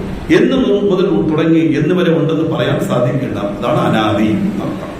അനാദിനിതനായ ഹരിബ്രഹ്മേന്ദ്ര സേവിതായ നമഃ. വിഷ്ണു, ബ്രഹ്മ, ഇന്ദ്രൻ തുടങ്ങിയവരാൽ സേവിക്കപ്പെട്ടവൾ ദേവി എന്ന് പറഞ്ഞാൽ വിഷ്ണു, ബ്രഹ്മ, ഇന്ദ്രൻ ഇതെല്ലാം 25ാമത് തത്വമായ ശബ്ദബ്രഹ്മം, സഗുണബ്രഹ്മം നമുക്ക് ആരാധിക്കാനായി തന്നിട്ടുള്ളത്. ദേവി എന്ന് പറയുന്നത് 26 തത്വമായ ബ്രഹ്മം. അതുകൊണ്ട് എല്ലാവരും ആരാധിക്കപ്പെട്ടവൾ. നാരായണിയെ നമഃ. നാരായണിക്ക് നമസ്കാരം. നാരായണ സഹോദരിയാകിയാൽ നാരായണി എന്നർത്ഥം. നാദരൂപായേ നമഃ. നാദരൂപിണിയാണ് ദേവിക്ക് നമസ്കാരം. നാദം എന്ന് പറഞ്ഞാൽ ശബ്ദം എന്നർത്ഥം. ഈ ശബ്ദം എല്ലാം ഈശ്വര സ്വരൂപം തന്നെയാണെന്ന് പരാപ്രത്യ സ്ഥിതിരൂപ എന്ന് വരുമ്പോൾ അതിനെ നോക്കാം.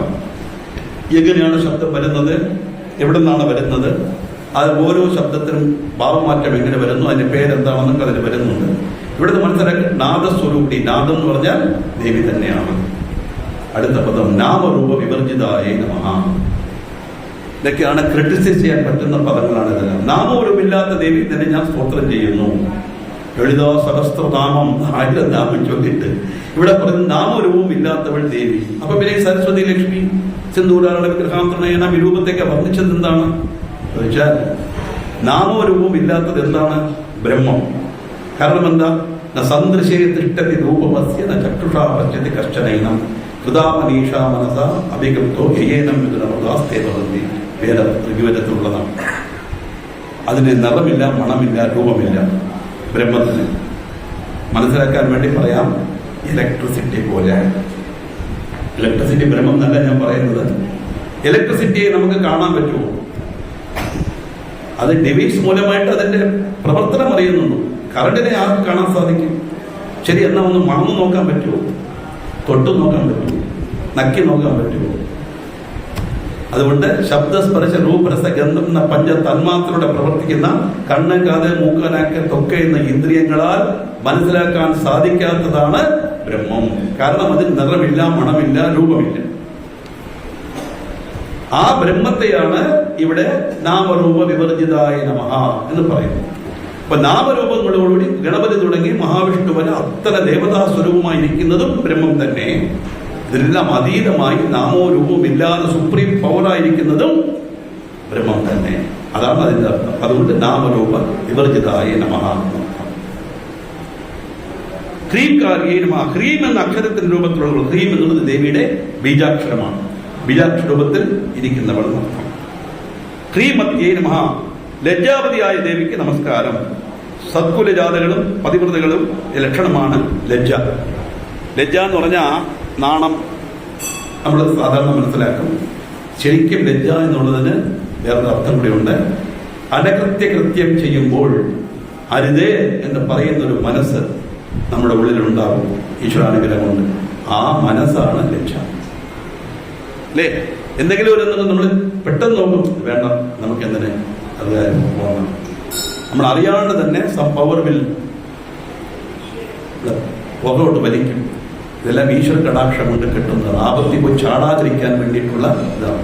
അതാണ് ലജ്ജ. അനകൃത്യ കൃത്യം ചെയ്യുമ്പോൾ അരുതേ എന്ന് പറയുന്ന മനസ്സാണ്. അതാണ് യാദവ്യ പ്രബോധിച്ചു ലജ്ജാരോപിണ സംസ്ഥിത നമസ്തസ്തേ നമസ്തസ്തേ നമസ്തസ്തേ നമോ നമഃ എന്ന് പറയാൻ കഴിയും.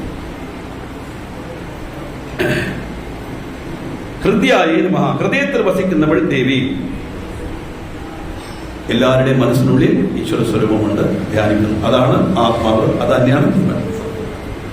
ഹേയോപാതയെ വർജിതായേ നമഃ. ഉപേക്ഷിക്കേണ്ടതായോ സ്വീകരിക്കേണ്ടതായോ ആയിട്ടുള്ള ഒന്നും തന്നെ ഇല്ലാത്തവൾ ദേവി. ദേവിക്ക് ഒന്നും തന്നെ നമ്മളിൽ നിന്നും സ്വീകരിക്കാനുമില്ല, നമ്മൾ കൊടുക്കുന്നു, ദേവി ഉപേക്ഷിക്കുകയുമില്ല. ഞാൻ പറഞ്ഞ മാതിരി നമുക്ക് എന്ത് കിട്ടുന്നോ അതുപോലെ കടയിൽ പോയി ദേവിക്കൊരു പാവാട ചാർത്തണം, ആ ഓരോന്നിട്ട് എടുത്ത് കാണിക്കും. ഇത് 40 രൂപ, ഇത് 50 രൂപ, 200 രൂപ, ഇത് 2000 രൂപ, ഇത് 5000 രൂപ. എല്ലാവർക്കും 5000 എടുത്ത് വാങ്ങാൻ പറ്റുമോ? 50 രൂപയുടെ ഒരു പാവാട വാങ്ങിച്ചു കൊണ്ട് കൊടുത്തു. അവിടെ ദേവി വരുമ്പോൾ കസവ് കൊള്ളൂല, മാറ്റം ഒരു ദേവിയും പറയില്ല. ശരി, 5000 രൂപ കൊടുത്തുകൊണ്ട് പോ ചന്ദനം എറിയുന്നമാരുടെ അനുഗ്രഹവും ദേവി തരും. 5000 രൂപ പുറകെ കൊടുത്തു കഴിഞ്ഞാൽ വാ വാ വാ എന്ന് ദേവി വിളിക്കുകയും ഇല്ല. ഇതൊക്കെ നമ്മുടെ സന്തോഷത്തിൽ നമ്മൾ ചെയ്യുന്നതല്ലാതെ ഒന്നും വേണമെന്ന് ദേവി ചോദിക്കില്ല. ദേവി ചോദിക്കുന്നതായി പറയുന്നതെല്ലാം മനസ്സിലായിക്കൊള്ളും നമ്മളെ തെറ്റിദ്ധരിപ്പിച്ച് നമ്മുടെ പൈസ അടിച്ചു മാറ്റാൻ വേണ്ടിയുള്ള കള്ള പണികളാണ് അവർ ചെയ്യണം. ഉറപ്പിച്ച് തന്നെ ഞാൻ പറയും. അല്ലെങ്കിൽ ദേവി ഒന്ന് ചോദിക്കട്ടെ, നേരത്തെ ഒന്ന് ചോദിക്കട്ടെ, എന്തിനാ ഈ ഒരാളുടെ മുഖേന അവന്റെ ശരീരത്തിൽ വന്ന് അവൻ പറഞ്ഞ മാതിരി ഒക്കെ ഹമ്പക്ക് ഒരിക്കലുമില്ല. അങ്ങനെയാണെങ്കിൽ ഈ പദം അതിൽ പാടില്ലല്ലോ. ഒന്നും സ്വീകരിക്കുകയില്ല, ഒന്നും ഉപേക്ഷിക്കുകയുമില്ല ദേവി. നമ്മുടെ ആവശ്യത്തെ നമ്മളോട് ദേവി പറഞ്ഞു, നാളെ വരുമ്പോൾ എനിക്ക് കുക്കുമം വാങ്ങിച്ചുകൊണ്ട് പോവാ.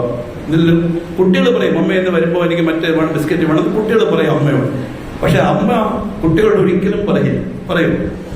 നമ്മൾ ഇങ്ങോട്ട് വന്ന് ചോദിക്കും, ദേവി എനിക്ക് എൻ്റെ മകനെ കല്യാണം കഴിഞ്ഞു, ശരി, ഇനി എന്താ വേണ്ടത്?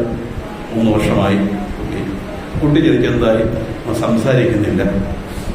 എന്തെങ്കിലും നെവർ എൻഡിങ് പ്രോസസ്സാണ്. എല്ലാം സാധിച്ചു തരും. അവിടെ അതിനെല്ലാം റെഡിയായിരിക്കുന്നത്. എന്ത് വേണേൽ പറഞ്ഞു, എല്ലാം കേട്ടോളാം, മതി ഇതിനെക്കുള്ളതെല്ലാം കഴിഞ്ഞു, ഇനി വോട്ടാ കഴിഞ്ഞു, ഇനി അവർക്ക് കൊടുക്കാമെന്നൊന്നും ദേവി പറയുന്നില്ല. കാരണം കൊടുക്കുന്തോറും കുറയാതിരിക്കുന്നതാണ് ദേവിയുടെ അനുഗ്രഹം. ഒന്നും സ്വീകരിക്കുകയുമില്ല, ഒന്നും തിരസ്കരിക്കുകയുമില്ല. വളരെ ശ്രദ്ധിക്കേണ്ട ഒരു പദമാണ് ഹേയോപാതയെ വർജിതായേ നമഃ. രാജരാജാർച്ചിതായേ നമഃ. രാജരാജന്മാരാൽ അർച്ചിക്കപ്പെട്ടവൾ. രാജരാജൻ എന്ന് പറഞ്ഞാൽ സാമ്രാജ്യത്തിന് അധിപതി, ഉയർന്ന സ്ഥിതിയിലിരിക്കുന്നുണ്ട്. എല്ലാവരാലും ആരാധിക്കപ്പെട്ടവൾ. രാജാക്കന്മാരാലും ആരാധിക്കപ്പെട്ടവൾ എന്ന് പറഞ്ഞാൽ അവനെന്തിന് രാജാമാതിരി ഇരിക്കാൻ പറയുന്നത്? നമ്മളെക്കാളൊക്കെ വളരെ ഉയർന്ന ഒരു സ്റ്റേജിൽ ഇരിക്കുന്നുകൊണ്ടാണ് ആ പേര് പറയുന്നത്. രാജ എന്ന് പറഞ്ഞാൽ ഉന്നത സ്ഥാനത്തിരിക്കുന്നവർ, അവരാൽ പോലും ആരാധിക്കപ്പെട്ടവളെന്ന്, എല്ലാവരും ആരാധിക്കപ്പെട്ടവളെന്ന്. രാജ്ഞിന് മഹാറാണിയാണ് നമ്മൾ കണ്ടു. രാജ്ഞി എന്ന് പറഞ്ഞാൽ ഒരു സാമ്രാജ്യത്തിന് അധിപതി എന്നർത്ഥം. എന്ത് സാമ്രാജ്യം? മോക്ഷ സാമ്രാജ്യത്തിന് അധിപതി റാണി. രാജീവന് വചനായ താമര ഇതൾ പോലെ ഭംഗിയാർന്ന കണ്ണുകളോട് കൂടിയവൾ. ഇവയുടെ കണ്ണുകൾ താമര ഇതൾ പോലെ ഭംഗിയാർന്ന